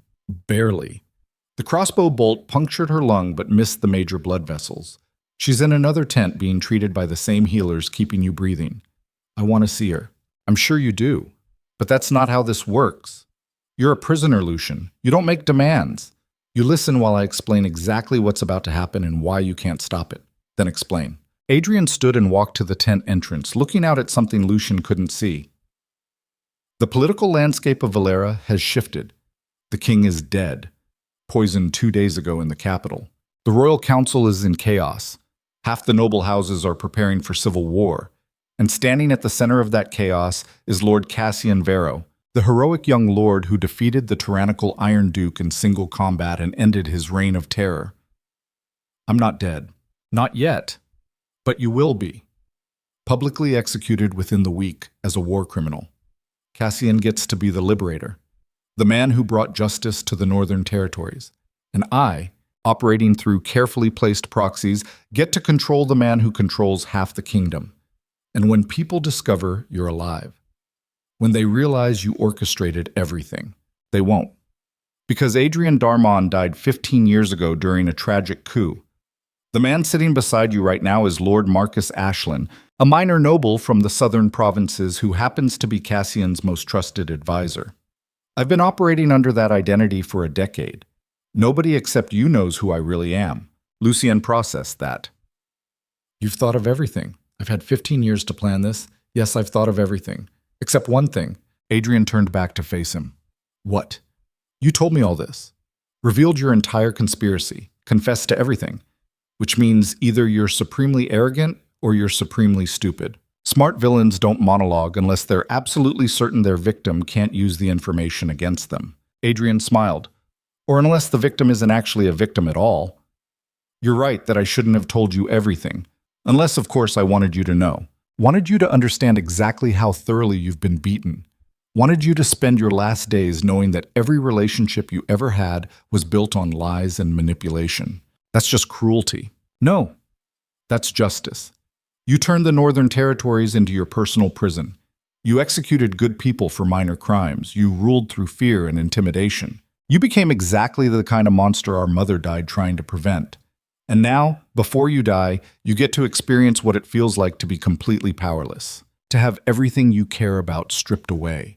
To know that the woman you love is alive, but you'll never see her again. To understand that your entire legacy will be remembered as a cautionary tale about tyranny. Adrian walked to the tent flap. Enjoy your last few days, brother. I'll make sure your execution is public and humiliating. The Iron Duke brought low in front of the entire kingdom. It's the ending you deserve. He left. The guards outside didn't follow him. They stayed at their posts, ensuring Lucien remained chained and contained. Lucien lay there staring at the tent ceiling, feeling something shift inside him that was beyond rage or grief.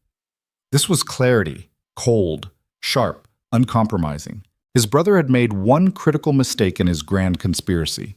He had assumed that breaking Lucien's spirit would be enough to neutralize him. that revealing the depths of the betrayal would shatter whatever remained of the Iron Duke's will to fight. But Adrian had never understood what made Lucien dangerous in the first place. It wasn't power. It wasn't fear. It wasn't even the reputation that preceded him into every room. It was the fundamental truth that Lucien d'Armand had survived a coup as a 12-year-old boy by turning himself into someone who refused to stay dead when the world tried to kill him. And that person was about to remind everyone why legends were written about him. The escape happened at midnight. Lucien had spent 6 hours working the chains, not trying to break them, that would have been impossible, but manipulating them, using his body weight to create stress fractures in the bed frame they were attached to. Patience and physics combined. There's a particular kind of desperation that comes from having absolutely nothing left to lose. It makes you sharper, more focused, willing to dislocate your own thumb to slip a restraint, willing to ignore pain that would have stopped you under normal circumstances. When the bed frame finally gave way with a crack that sounded impossibly loud in the darkness, Lucien froze and waited for guards to investigate. Nobody came. He gathered the broken chains, wrapped them around his fists like improvised weapons, and moved to the tent entrance. 2 guards outside, both alert, both armed. Lucien didn't hesitate. He came through the tent flap fast and low, using the chains like a garrote around the first guard's throat. The man went down, choking. The second guard managed to draw his sword before Lucien's chain-wrapped fist caught him in the temple hard enough to crack bone. Both men collapsed. Lucien took their weapons, their armor, and their uniforms. 5 minutes later, he was walking through the military encampment dressed as a common soldier, moving with the purposeful stride of someone who belonged there. The camp was massive. Cassian's 15,000 soldiers combined with the surviving Blackthorn forces created a small city of tents and supply wagons. Finding Serafina in this chaos should have been impossible. But Lucien had spent 15 years learning to read military installations like maps. Medical tents were always positioned near water sources and away from latrine trenches. Important prisoners were kept separate from common wounded, and if Adrian wanted Serafina alive as leverage, she would be under guard. He found her 20 minutes later in a reinforced tent at the edge of the camp. 4 guards outside. More than twice what a normal wounded person would warrant. Lucien circled the perimeter until he found a weak point in the canvas. The philosophy of violence, a lesson his father taught him young, is that overwhelming force applied at the exact right moment can accomplish what hours of planning cannot.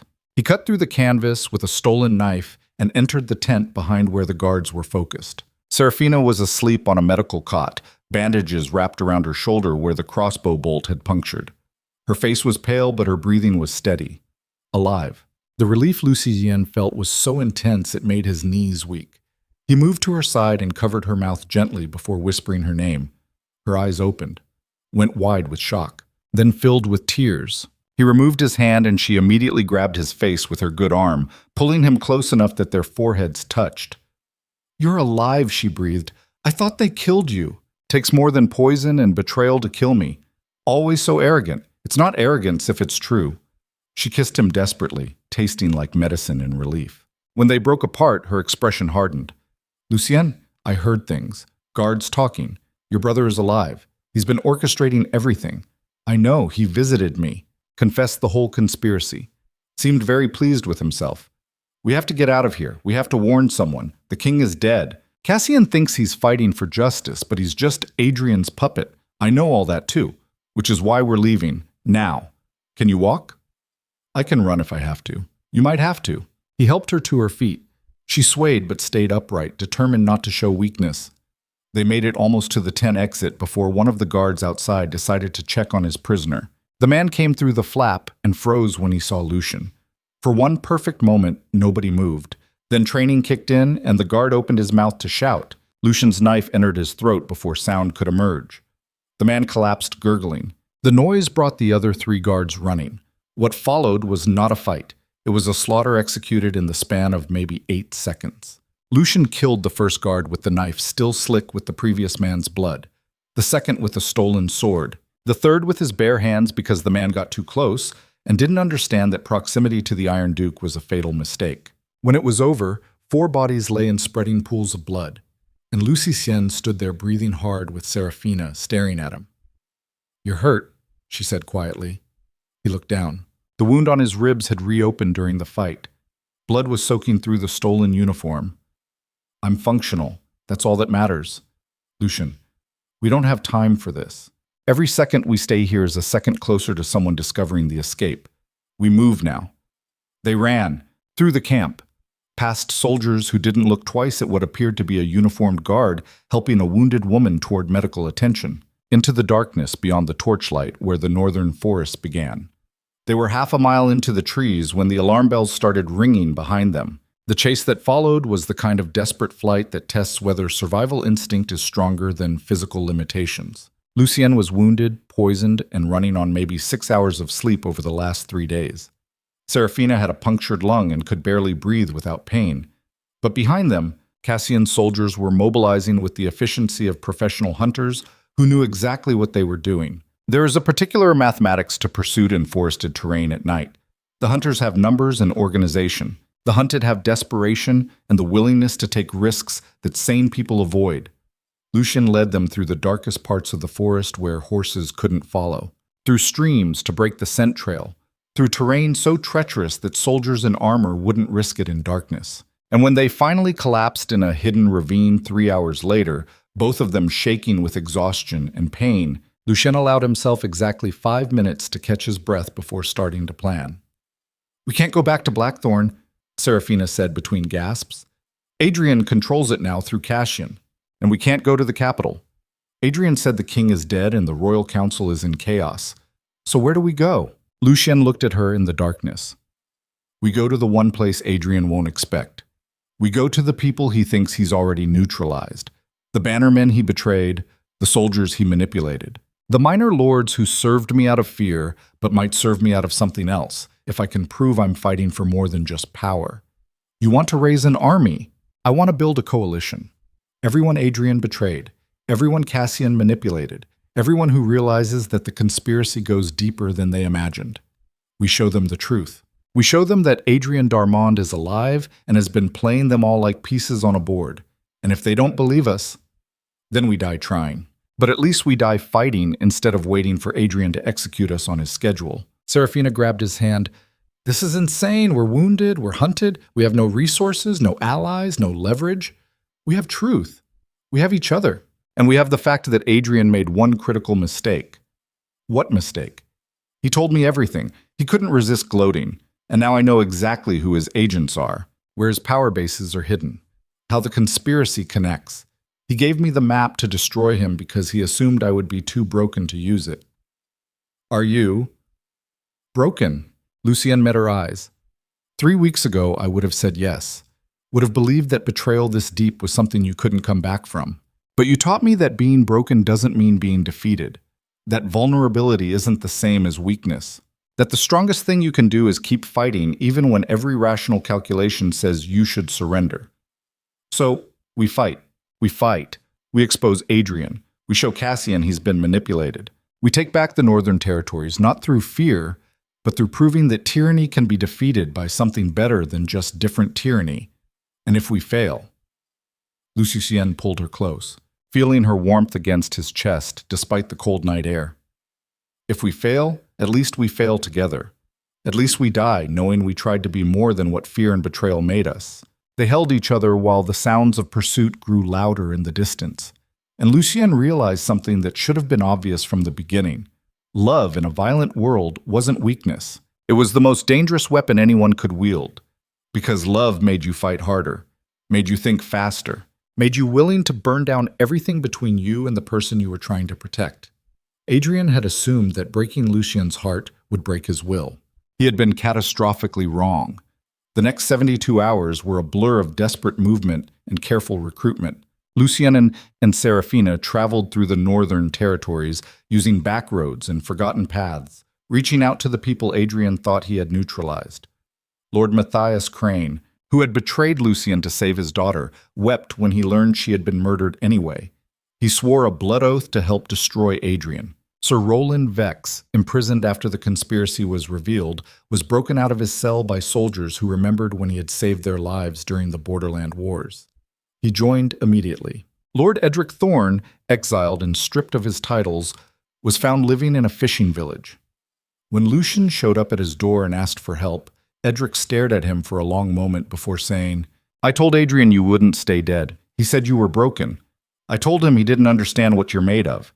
Together they assembled a force of maybe 3,000 soldiers, men who had served Lucien not out of love but out of respect for his competence, men who had been betrayed by Adrian's conspiracy, men who realized that Cassian's righteous war was built on lies and manipulation. It was not enough to win a conventional war, but Lucien had never fought conventional wars. The confrontation happened at Ravenspire Fortress, the same place where Cassian had offered his original bargain before the siege began. Lucien sent a message challenging Adrian to meet him there. Single combat. Winner takes the northern territories and control of the conspiracy's assets. Adrian accepted immediately. Of course he did. He was arrogant enough to believe he had already won, that Lucien was too broken to be dangerous, that whatever desperate gambit the Iron Duke was planning would fail like everything else had failed. They met at dawn on the 7th day. 3,000 soldiers behind Lucien. 15,000 behind Adrian and Cassian. Overwhelming numbers, impossible odds, exactly the kind of scenario where Lucien d'Armand did his best work. The brothers faced each other across 50 feet of open ground, while armies watched in silence. Adrian smiled. "You should have stayed escaped, Lucien. Should have run to the southern provinces and lived out your days as a forgotten exile.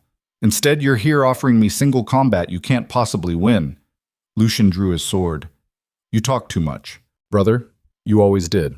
And you never talked enough. Never explained yourself. Never justified your cruelty. Just issued orders and expected obedience. The difference between us is I never pretended to be anything other than what I was. You spent 15 years playing hero while secretly being the villain. At least I was honest about being a monster. Honesty doesn't make you noble. It just makes you predictable. Then predict this." Lucien attacked. What followed was not the technical duel he had fought with Cassian. This was something primal. Two brothers who had spent 15 years becoming different kinds of dangerous, finally settling accounts that should have been settled the day Adrian murdered their parents. Adrian was fast, trained, skilled in ways that suggested he had spent his exile learning from masters. But Lucien was desperate, fighting not just for survival, but for the chance to prove that Adrian's entire philosophy was wrong. That power built on manipulation was weaker than power earned through sacrifice. Their blades met and separated and met again in patterns that made experienced soldiers nervous. Then Adrian did something nobody expected. He pulled a hidden knife and threw it. Not at Lucien. At Serafina, standing 50 feet away in the crowd of soldiers. Time seemed to slow. Lucien saw the knife spinning through the air, saw Serafina's eyes widen, saw his own soldiers too far away to intercept. He made a choice that defied every tactical instinct he had ever developed. He threw his own sword. Not at Adrian, at the knife. The blades met in midair with a sound like bells breaking. Both weapons spun away harmlessly, and Lucien stood there unarmed, facing his brother who still held a sword. Adrian laughed. "You sacrificed your weapon to save her. How touching, how romantic, how stupid." He lunged forward for the killing strike. Lucien didn't try to dodge. He stepped into the attack, accepting the blade through his shoulder in exchange for getting close enough to do what needed to be done. His hands closed around Adrian's throat, and the Iron Duke, the man who had survived a dozen assassination attempts through sheer refusal to die, showed his brother exactly what happened when you mistook love for weakness. He squeezed.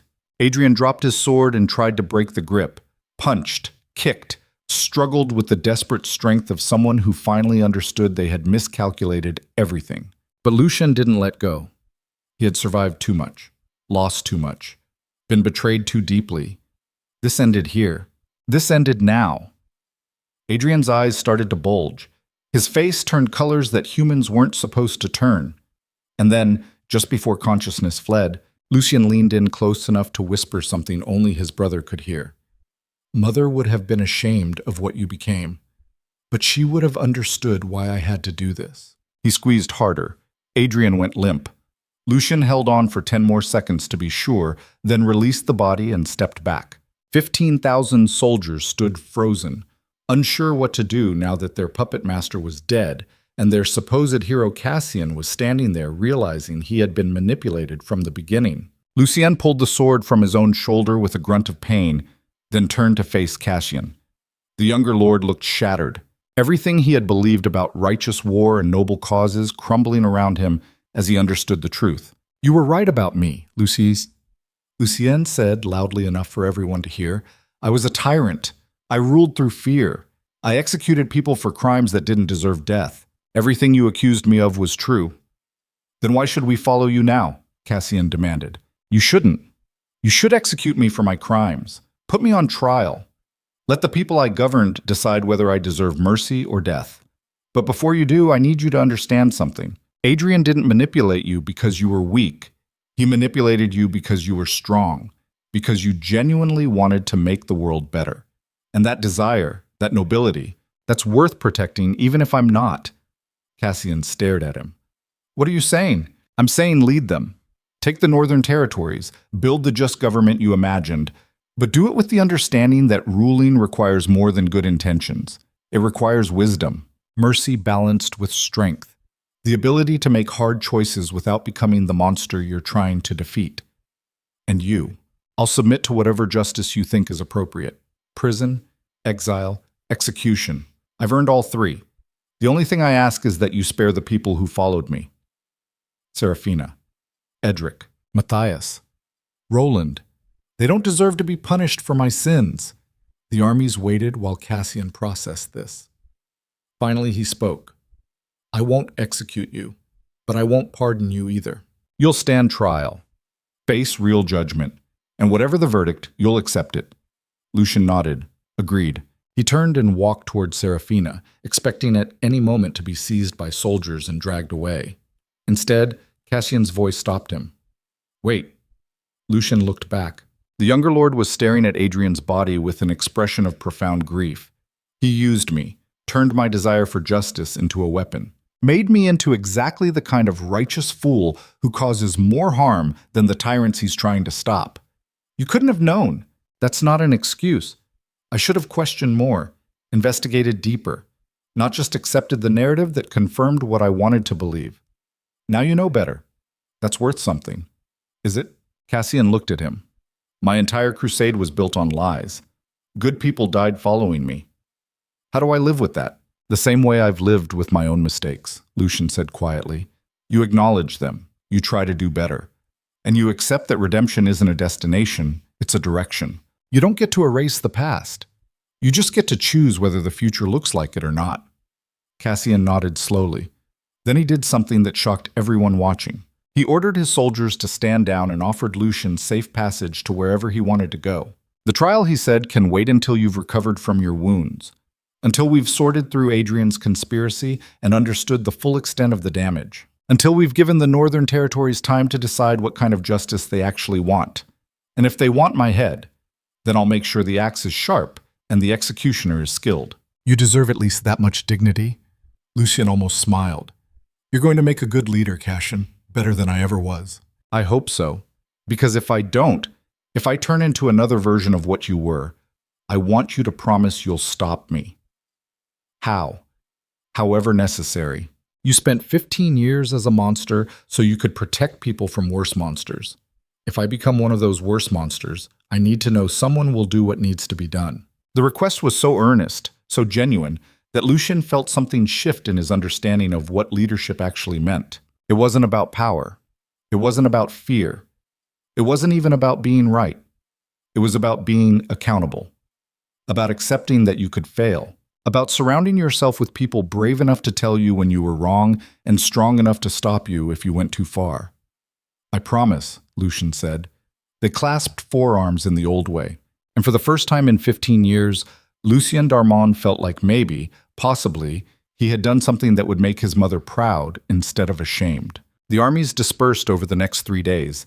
Cassian took control of the Northern Territories with a coalition government that included representatives from common villages, not just noble houses. Lucien's soldiers were offered amnesty in exchange for swearing new oaths. The conspirators who had survived were given trials instead of executions. And Lucien and Serafina were given a small estate in neutral territory where they could recover while the kingdom decided what to do with them.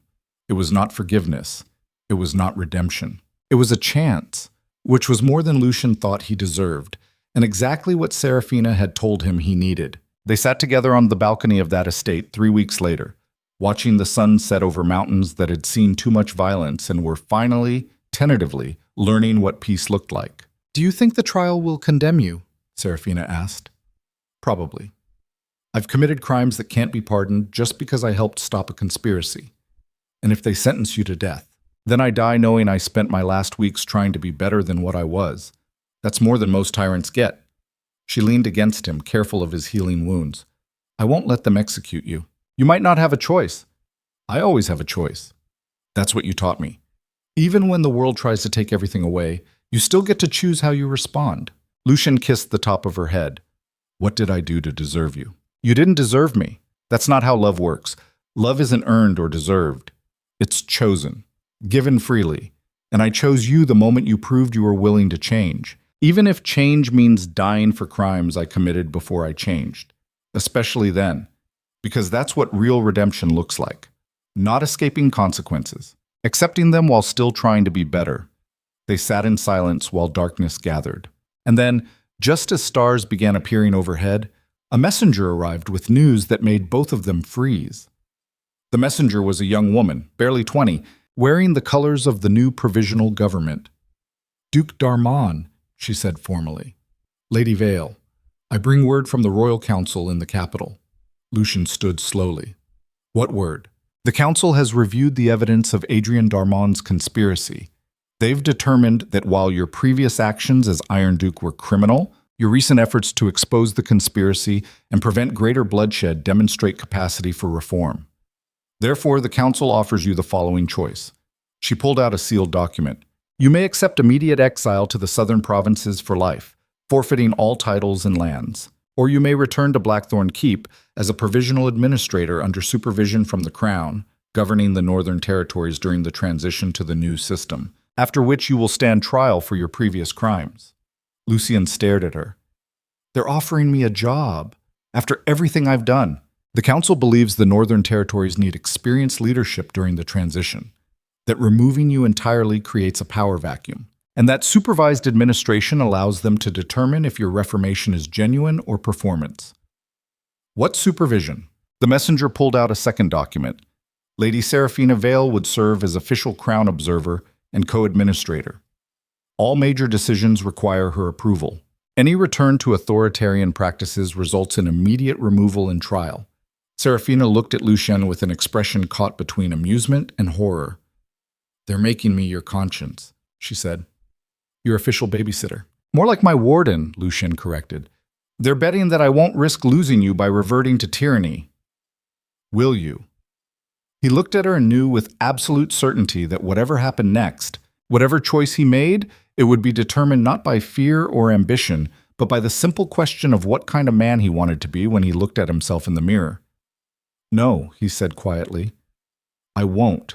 Then we accept, Serafina told the messenger. Both conditions. Supervised administration until trial. And whatever verdict comes after. The messenger bowed and left. Lucien and Serafina stood together on the balcony, facing a future that was uncertain and terrifying, and completely unlike anything either of them had imagined. This is insane, Lucien said. They're trusting me with power after I spent 15 years abusing it. They're not trusting you. They're trusting us. Together. With accountability. That's different. And when the trial happens, when they judge me for everything I did before you arrived, then we face that together too. Even if it ends with my execution. Serafina grabbed his face and made him look at her, even then. Because I didn't fall in love with the Iron Duke. I fell in love with the man underneath who was brave enough to try being something better. And that man is worth fighting for. Worth dying for if necessary. Lucien pulled her close, feeling the weight of 15 years of mistakes pressing down on him, alongside the fragile hope that maybe, possibly, redemption was something you could work toward even if you never fully achieved it. Tomorrow they would return to Blackthorn Keep.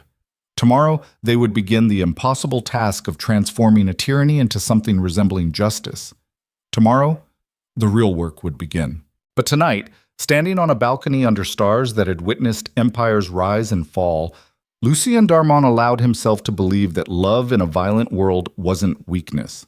It was the only thing strong enough to transform monsters back into men. And transformation, terrifying and painful as it was, beat the alternative of staying monstrous until death made the choice irrelevant. The Iron Duke was dead. What rose from those ashes was something fragile and uncertain and entirely human. And that, Lucien was learning, was far more dangerous than any monster had ever been. The journey back to Blackthorn Keep took 5 days through territories that no longer recognized Lucien as their absolute ruler but hadn't yet decided what he was instead. Former subject. Provisional administrator. War criminal awaiting trial. All three identities existed simultaneously, creating a strange liminal space where people didn't know whether to bow or spit when he passed. Most chose a third option. They stared, silent, evaluating, trying to reconcile the legends they had heard about the Iron Duke with this wounded man traveling beside a woman who looked at him like he was worth saving. Serafina noticed the stares but said nothing until they stopped for the night at a village inn that had once paid taxes to House Darmond. The innkeeper, an old woman named Marta who had run the establishment for 40 years, brought them food without being asked and set it down with hands that trembled slightly. "Your Grace," she said quietly. "Lady Vale. Welcome." Lucien looked up from the map he had been studying. "Thank you, Marta. How much do we owe you?" She blinked in surprise. "Nothing, Your Grace. Your nobility. We don't charge. That policy ends tonight. We pay for what we use, full price." "But Your Grace," Lucien met her eyes. "I'm not your duke anymore, Marta. I'm a man traveling through your village who needs a room and a meal. Treat me like you would treat anyone else." The old woman stared at him for a long moment, then named a price that was fair but not discounted. Lucien paid without argument. After she left, Serafina looked at him with an expression he couldn't quite read. "What?" he asked. "You just voluntarily gave up privilege." The old Lucien would have demanded free service and punished any merchant who suggested payment. The old Lucien was an idiot who confused power with respect. And the new Lucien is trying to figure out who he is when he's not terrifying people into submission. They ate in silence for a while, both of them aware that every conversation now carried weight that hadn't existed before. They were not just two people anymore. They were symbols. Living proof that tyrants could change or that redemption was a comfortable lie, people told themselves to feel better about forgiving the unforgivable. The burden of that symbolism was exhausting. "Do you think it will work?" Serafina asked eventually. "This experiment, supervised governance, redemption through accountability." Lucien set down his fork. "Honestly, I don't know. Every instinct I have says that power requires absolute authority to function. That the moment you introduce oversight and consensus building, you create weakness that enemies exploit. My father believed that. Adrian believed that. And for 15 years I proved it by ruling through fear and maintaining complete control. But now you don't believe it. Now I think maybe the thing I was calling strength was just cowardice wearing armor. Maybe refusing to trust anyone was easier than doing the hard work of building relationships that could withstand disagreement. Maybe absolute authority is just loneliness with better PR. That's remarkably self-aware for someone who spent a decade and a half as a tyrant. I had a good teacher. Serafina reached across the table and took his hand. "I didn't teach you anything, Lucien. I just refused to let you hide from what you already knew was true. You changed yourself. I just witnessed it. You saved my life during that duel, and you saved mine during the escape. We're even." "That's not how love works," she smiled. "No, love doesn't keep score. It just shows up and refuses to leave even when leaving would be smarter." They finished eating and went upstairs to the room Marta had prepared, and for the first time in weeks, they slept without expecting to be murdered before dawn. The nightmares came anyway. Lucien woke at midnight drenched in sweat, seeing Greaves' betrayal replayed over and over. Seeing Renwick opening the gates, seeing Adrian's face as he confessed to orchestrating everything, seeing his mother tortured for 3 days while he hid in a crypt, unable to help. That last image was the one that destroyed him every time. He sat up gasping, trying to breathe through the panic. Serafina woke immediately and pulled him against her without saying anything, just held him while his body remembered trauma. His mind had spent 15 years trying to forget. Eventually his breathing steadied. "I'm going to fail," he said into the darkness. "When we get back to Blackthorn, when I try to govern with oversight and accountability, I'm going to revert to the old patterns because they're the only ones I know. And everyone watching will see that reformation was just performance, that monsters don't change, they just hide better." Serafina pulled back enough to look at him. "You're catastrophizing. I'm being realistic." "No, you're being terrified, and that's understandable. But Lucien, failure isn't inevitable just because it's possible." You're not doomed to repeat your worst impulses just because they're familiar.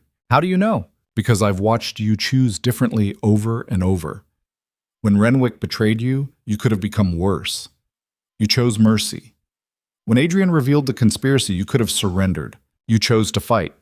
When Cassian offered you exile, you could have run. You chose accountability. Those weren't accidents, they were decisions. And decisions create patterns just as much as trauma does. But what if the decisions stop being sustainable? What if governing requires compromises I can't accept? What if being good means being weak, and weakness gets people killed? Then you'll face that choice when it comes, and you'll make whatever decision serves the most people instead of just serving your fear. That's all anyone can do. Lucien looked at her and felt something settle inside him that was not quite peace, but was close enough to matter. You have a lot of faith in me. I have a realistic understanding of who you are when you're not performing for an audience. The private Lucien, the one who shows up in moments like this, that man is worth believing in. The public Iron Duke was just armor protecting him. And if the public Duke is what people need, then you'll wear the armor when necessary and take it off when you can. That's called leadership, not tyranny. They lay back down together and Lucien stared at the ceiling, thinking about armor and performance and the exhausting work of being human in a world that rewarded monsters. Sleep came eventually, restless and thin, but better than nothing. The next morning, they continued toward Blackthorn. They arrived on the 6th day to find the castle transformed in ways both subtle and profound. The iron gates that had once been closed against everyone except military supply caravans stood open. Common citizens walked freely through the outer courtyards. The execution scaffolds had been dismantled. The cliff prisons were being converted into storage facilities. It looked less like a fortress and more like a functioning center of governance. Cassian met them at the main entrance with a small delegation that included several of Lucien's former advisors and some new faces Lucien didn't recognize. Welcome back, Duke Darmon. The title felt strange coming from Cassian, like an acknowledgement of history rather than current authority. Lord Vero. Lucien dismounted and helped Seraphina down. The castle looks different. We've implemented some changes. Nothing permanent. Just modifications to make the space more accessible to the people who will be governed from here. Smart. They walked together into the great hall that had once hosted executions and now held something closer to a town meeting. Representatives from various villages sat at tables arguing about taxation policies and infrastructure needs. Nobody looked terrified. Nobody was being threatened. It was deeply strange to see Blackthorn Keep functioning as something other than an instrument of fear. Cassian gestured toward a side chamber. We should talk privately. There are developments you need to know about. The private chamber was Lucien's old war room, but the maps of conquered territories had been replaced with agricultural reports and trade route proposals. Cassian closed the door and turned to face them both. The Royal Council made their decision regarding the administrative structure. You'll serve as Provisional Duke with full authority over domestic matters. Military decisions require council approval. Major policy changes require Lady Seraphina's consent. Any citizen can appeal your rulings to a newly formed magistrate court. And every 6 months, you'll submit to review where representatives from the territories evaluate your governance. Lucien absorbed that. How many representatives? 20.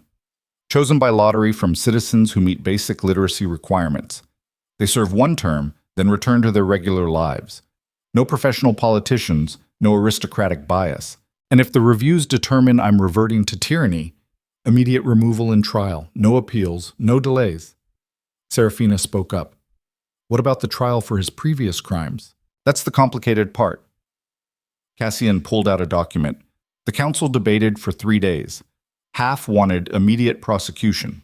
Half wanted to wait and see if the supervised governance produces genuine reform. They compromised. How? The trial happens in 2 years. If your governance during that time demonstrates real change, the council will consider it as mitigating evidence. If it demonstrates that reformation was performance, it becomes aggravating evidence. Either way, you face judgment for everything you did before Adrian's conspiracy was revealed. Lucien nodded slowly. That's fair. It's more than fair, Cassian said quietly. It's mercy you don't deserve.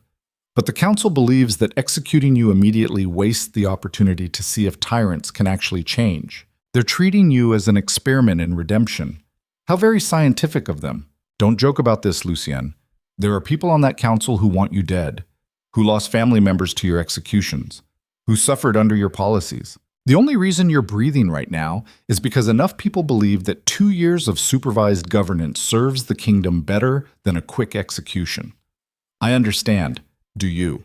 Because I need to know you're taking this seriously. I need to know you won't revert to authoritarian instincts the moment governance gets difficult. Lucien met his eyes. I can't promise I won't struggle. I can't promise I won't make mistakes. But I can promise I'll try. Every day. To be better than what I was. To govern through service instead of domination. And if I fail, if I prove that reformation is impossible, then I'll walk to my execution without resistance. That's all we can ask. Cassian handed him a second document. This is the administrative charter. Read it, sign it, and understand that the moment your signature goes on that paper, you're bound by laws instead of being above them. Lucien took the charter and spent 20 minutes reading every word.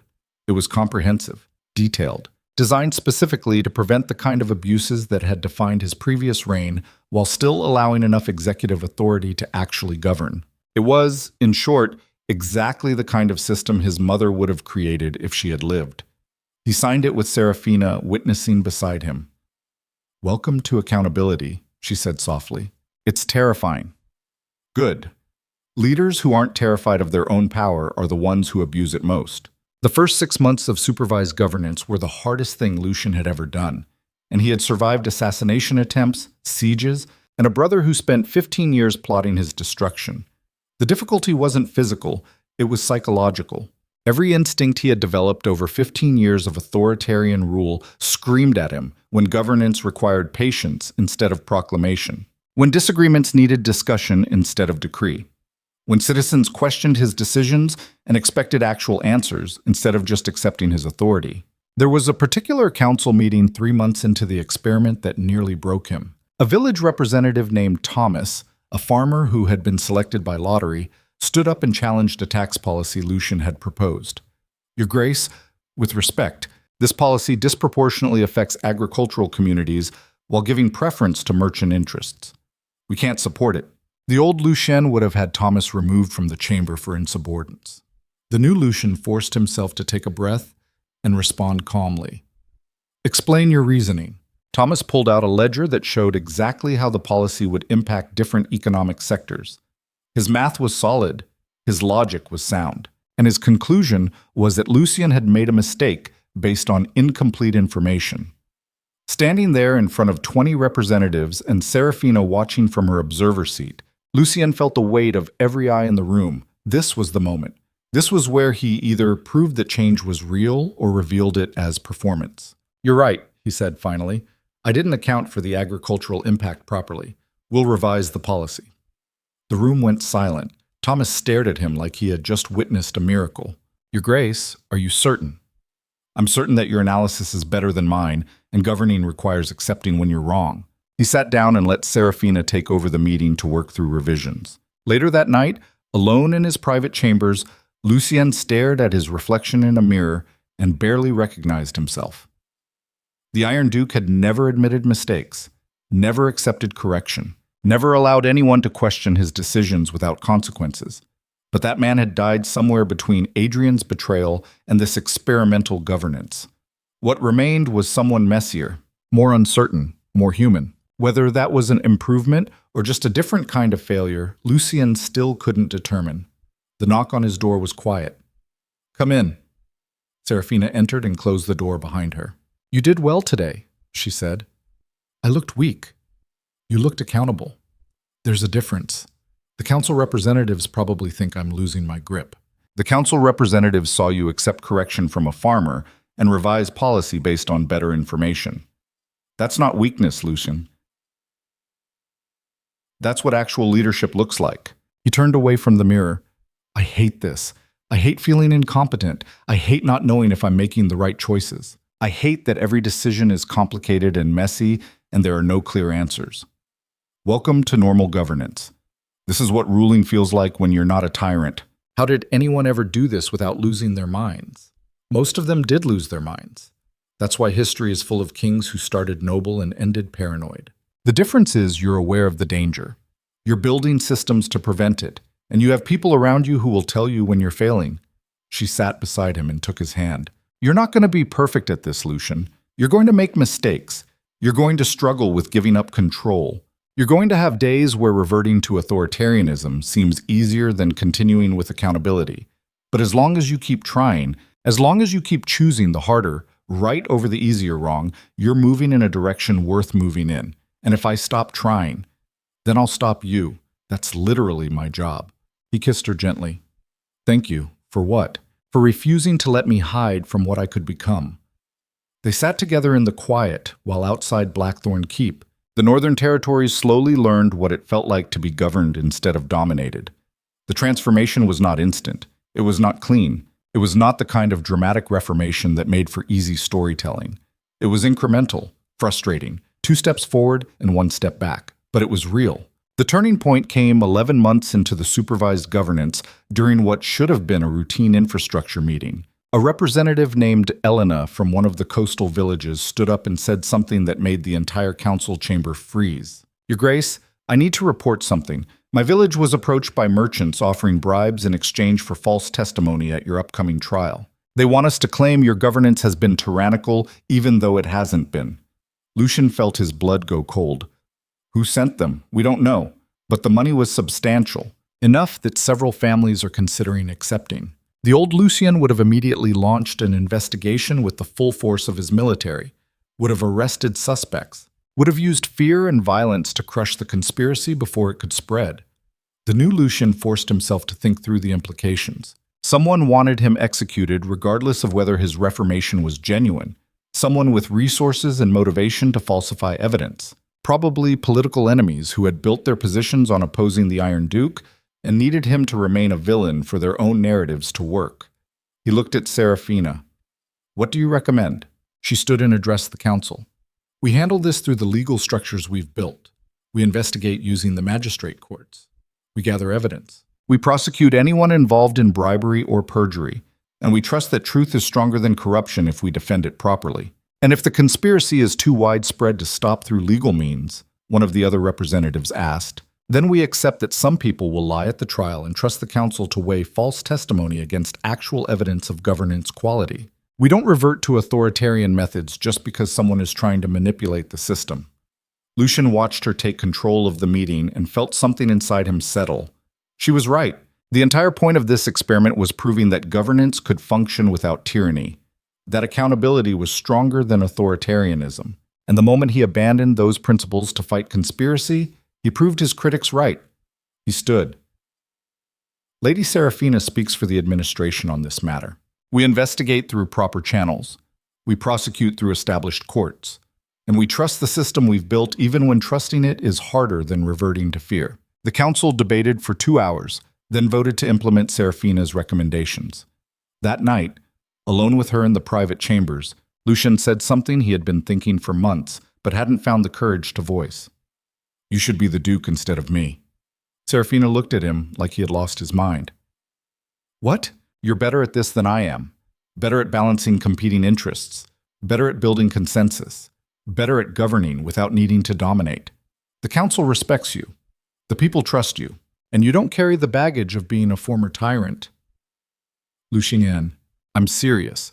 When the trial happens, regardless of the verdict, you should petition the council to make you the permanent administrator. Let me step away. Let someone without my history lead the territories into whatever comes next. She grabbed his face and made him look at her.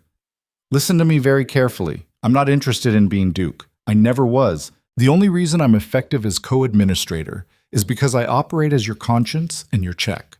Remove you from the equation and I lose the very thing that makes the dynamic work. You could govern without me, probably. But I don't want to. Because this experiment isn't about proving I can lead, it's about proving you can change. And walking away before the trial completes that process doesn't prove anything, except that you're still running from accountability. I'm trying to do what's best for the territories. What's best for the territories is you finishing what you started. Facing trial. Accepting whatever judgment comes. And demonstrating that even former tyrants can submit to systems larger than themselves. Lucien stared at her. You really believe I can do this? I know you can. Because you've already done the hard part. You've changed your behavior. Now you just have to trust that changed behavior over time equals changed character. And if the trial convicts me anyway, then you accept the sentence with dignity, and I'll make sure the territories remember you tried. That's more legacy than most tyrants get. They held each other while the enormity of what they were attempting pressed down on them both. Reforming a tyrant was hard. Reforming systems that enabled tyranny was harder. But hardest of all was maintaining faith that the Reformation mattered even when outcomes remained uncertain. The trial began on the 2-year anniversary of Lucien signing the administrative charter. It was held not in Blackthorn Keep, but in the capital city of Valence, in the same grand hall where kings had once been crowned and traitors once been condemned. The council had assembled a prosecution team of 12 lawyers representing families who had suffered under Lucien's previous rule. The defense was led by Cassian Varro, who had argued that prosecuting Lucien without acknowledging his reformation created a system that punished change rather than encouraging it. Serafina was not allowed to testify as a witness due to obvious bias, but she sat in the gallery every single day, watching. The prosecution presented their case over 6 days. They called witnesses who had lost family members to Lucien's executions. They presented documentation of villages burned over late tax payments. They showed evidence of political imprisonments. They painted a picture of the Iron Duke as a tyrant who had ruled through systematic terror and arbitrary violence. Everything they said was true. Lucien sat through it without objection, listening to the litany of his crimes spoken aloud for the first time. It was excruciating, not because the accusations were false, but because they were accurate and comprehensive and left no room for self-delusion about what he had been. When the prosecution rested, Cassian stood to present the defense. He called different witnesses. Village representatives who testified about the last 2 years of governance, council members who spoke about Lucien's willingness to accept oversight, citizens who had appealed his decisions to magistrate courts and seen those appeals taken seriously. He presented documentation showing reduced executions, eliminated political prisons, infrastructure improvements, fair taxation policies. He argued that while Lucien's crimes were real and serious, his reformation over the past 2 years demonstrated capacity for change that execution would waste. The trial lasted 3 weeks. On the final day, Lucien was allowed to speak in his own defense. He stood before the assembled council and the gallery packed with people who had every reason to want him dead, and he told the truth. Everything the prosecution presented is accurate. I ruled as a tyrant. I executed people for crimes that didn't warrant death. I destroyed families over minor infractions. I turned the Northern Territories into a place where people obeyed out of fear instead of respect. I did those things because I was terrified, because I watched my mother die during a coup when I was 12 and decided the only way to survive was to make sure nobody could ever hurt me that way again. I turned myself into a monster because I thought monsters were safe from the world. I was wrong. Monsters aren't safe, they're just alone, and loneliness wearing armor is still loneliness. The last 2 years have been the hardest of my life, because they required me to do something I had spent 15 years avoiding. They required me to be vulnerable, to trust other people, to accept that I could be wrong and other people could be right, to govern through service instead of domination. I don't know if that counts as redemption. I don't know if 2 years of trying to be better erases 15 years of being worse. I don't know if change that comes from necessity rather than innate virtue even deserves to be called change. What I know is this: I'm not the same man who committed those crimes. I still carry the guilt of them. I still see the faces of people I executed in my dreams. I still hear the screams of families I destroyed. And I will carry those ghosts until the day I die, regardless of whether that day comes by your verdict or old age. If you decide that justice requires my execution, I will accept that judgment without resistance. I won't fight, I won't flee. I'll walk to the scaffold knowing that some debts can only be paid in blood. But if you decide that reformed tyrants serve the kingdom better alive than dead, if you decide that demonstrating change is possible matters more than punishing past sins, then I swear to you on everything I have left that I will spend every remaining day trying to be worthy of that mercy. The choice is yours. I've already made mine. He sat down. The council deliberated for 2 days. When they returned with their verdict, the hall was so silent that breathing seemed loud. The head magistrate stood and read from a prepared statement. Lucien d'Armand, you have been found guilty of crimes against the people of the Northern Territories. The evidence of your tyrannical governance is overwhelming and undeniable. Under normal circumstances, these crimes would warrant execution. However, these are not normal circumstances. The Council has reviewed your governance over the past 2 years with unprecedented scrutiny. We have examined policy decisions. We have interviewed citizens. We have evaluated your willingness to accept oversight and correction. And we have determined that your reformation, while imperfect, demonstrates genuine change. Therefore, the Council renders the following judgment. You are sentenced to continued supervised governance for 10 years. During this period, you will maintain the administrative structure currently in place. You will submit to regular reviews. You will govern under the oversight of Lady Serafina Vale and the Council representatives. At the end of 10 years, if your governance continues to demonstrate reform, your sentence will be considered served. If you revert to tyrannical practices, you will be executed without further trial. Additionally, you are required to establish a public memorial to those who died under your previous rule. You will personally meet with any family who requests an audience, and you will donate half of House Darmon's wealth to a fund compensating victims of your governance. This is your sentence. This is your opportunity. Do not waste it. The hall erupted in noise, half the gallery shouting approval, half screaming that justice had been betrayed. Lucien sat motionless, trying to process what had just happened. He had been given another chance, not forgiveness, not absolution, but the opportunity to prove that change was sustainable over time instead of just a performance designed to avoid execution. Serafina appeared beside him and took his hand. 10 years, she said quietly. Think you can manage it. He looked at her and felt something inside him that was not quite hope, but was close enough to matter. With you watching my every move. Probably. That's the spirit. They walked out of the hall together while cameras flashed, and people shouted questions, and the kingdom watched to see if redemption was real or just another comfortable lie. The next 10 years were not easy. There were setbacks. Moments when Lucien reverted to authoritarian instincts and had to be corrected by Serafina or the Council. Policies that failed despite good intentions. Citizens who never forgave him regardless of how much he changed. But there were also victories. Infrastructure that improved lives, taxation systems that actually worked, magistrate courts that delivered real justice, and slowly, incrementally, villages that stopped flinching when the Duke's name was mentioned. In year 3, Lucien established the memorial as required, a black stone monument in the center of Blackthorn Keep's courtyard, listing every name of every person executed during his tyrannical reign. He stood at that memorial every morning and read names aloud until his voice went hoarse. It was penance. It was reminder. It was the price of making sure he never forgot what he had been capable of when power had no limits. In year 5, Serafina accepted his proposal of marriage. Not because she had forgiven everything, but because she believed the man he was becoming was worth building a future with, despite the man he had been. The wedding was small, private, witnessed by the council representatives and a handful of people who had seen the transformation firsthand. Cassian Vero attended and gave a toast that made everyone in the room uncomfortable. To Lucien Darmon, who proved that the most dangerous thing about tyrants is not their cruelty, but their capacity to change. May we never again need such a brutal education in redemption. In year 7, the Northern Territories experienced their first peaceful transition of several council representatives whose lottery terms ended. The new representatives integrated seamlessly because the systems had become stronger than any individual personality. In year 9, Lucien received a letter from Lord Matthias Crane, whose daughter had been murdered by Adrian. Your Grace, I do not forgive you for the sins of your previous rule, but I acknowledge that you have worked harder than any man I know to become something better. My daughter would have appreciated that effort. She always believed people could change if given reason enough. You have given the kingdom that reason.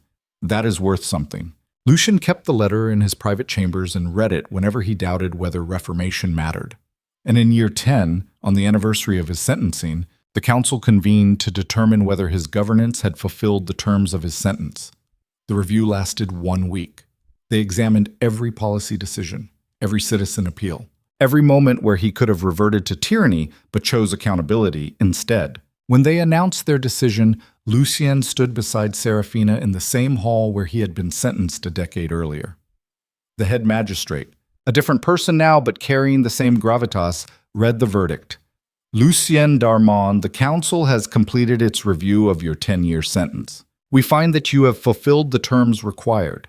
Your governance has demonstrated sustained reform. Your willingness to accept oversight has been genuine, and your commitment to accountability has transformed the Northern Territories in measurable ways. Therefore, your sentence is considered served. You are no longer under supervised governance. You are free to govern as Duke of the Northern Territories with the full authority of your title. However, we remind you that the systems we built during your supervision remain in place.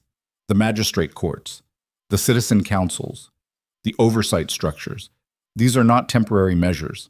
They are permanent reforms that ensure no future Duke, including you, can revert to tyranny without consequence. Congratulations, Your Grace. You have accomplished something rare. You have changed not just your behavior, but the systems that enabled your worst impulses. Use this freedom wisely. The hall erupted in applause. Not universal, not unqualified, but genuine. Lucien looked at Seraphina and saw pride in her eyes that was worth more than any title or authority. They walked out of this hall together and returned to Blackthorn Keep, which no longer felt like a fortress, but like something closer to a home. That night, standing on the same balcony where his mother used to watch stars, Lucien reflected on the journey from tyrant to reformed administrator to whatever he was now. The weight of his crimes hadn't disappeared. The ghost still visited. The guilt still carved itself into his bones. But alongside those burdens lived something new. The knowledge that change was possible even when it seemed impossible. That accountability was stronger than authoritarianism. That vulnerability was not the same as weakness. And that love, terrifying and demanding as it was, remained the most dangerous force in any world because it refused to let monsters stay monstrous. Seraphina joined him on the balcony, wrapped in a cloak against the ocean wind. "What are you thinking about?" she asked. He pulled her close. "I'm thinking that I spent 15 years believing power meant control and safety meant dominance. And it took losing everything to learn that the opposite was true, which is power means responsibility, safety means trust. And the strongest thing any person can do is build systems that outlast their own authority." That's very philosophical for someone who used to solve problems by executing them. Lucien smiled. "I had a good teacher. I didn't teach you anything. I just refused to let you hide from what you already knew was true." They stood together watching the Northern Territories spread out below them. Thousands of lives being lived in villages that no longer trembled at the mention of the Duke's name. "Do you think it worked?" Seraphina asked eventually. "This experiment, redemption through accountability, I think it's still working every day. And it will keep working as long as we remember that reformation isn't a destination. It's a practice. Something you choose over and over until the choosing becomes who you are. And when you stop choosing, then the systems we built catch me before I fall too far. That's the whole point." She leaned against him and they existed in comfortable silence while stars appeared overhead, the same stars that had watched empires rise and fall and would continue watching long after they were gone. Somewhere in the castle below, the memorial with its endless list of names stood illuminated by torchlight, a reminder, a warning, a testament to the fact that monsters were made, not born, and could be unmade through the same relentless work that created them. Lucien d'Armand had been the Iron Duke, the tyrant of the Northern Territories, the man who ruled through fear and dominated through violence. But that man had died slowly over 10 years of choosing accountability over authority.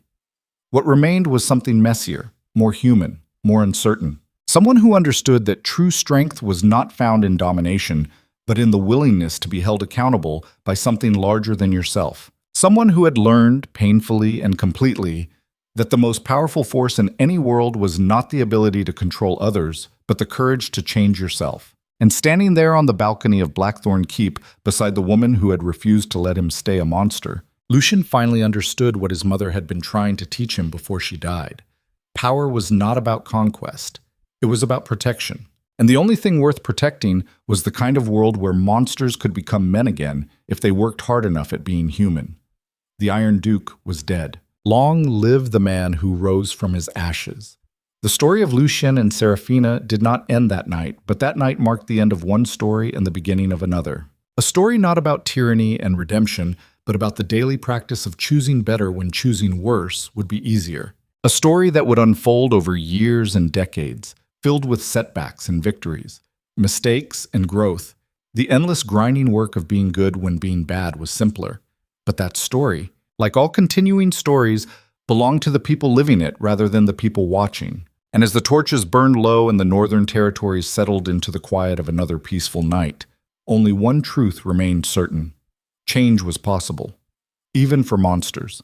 Especially for monsters. As long as someone believed in them enough to refuse to let them hide.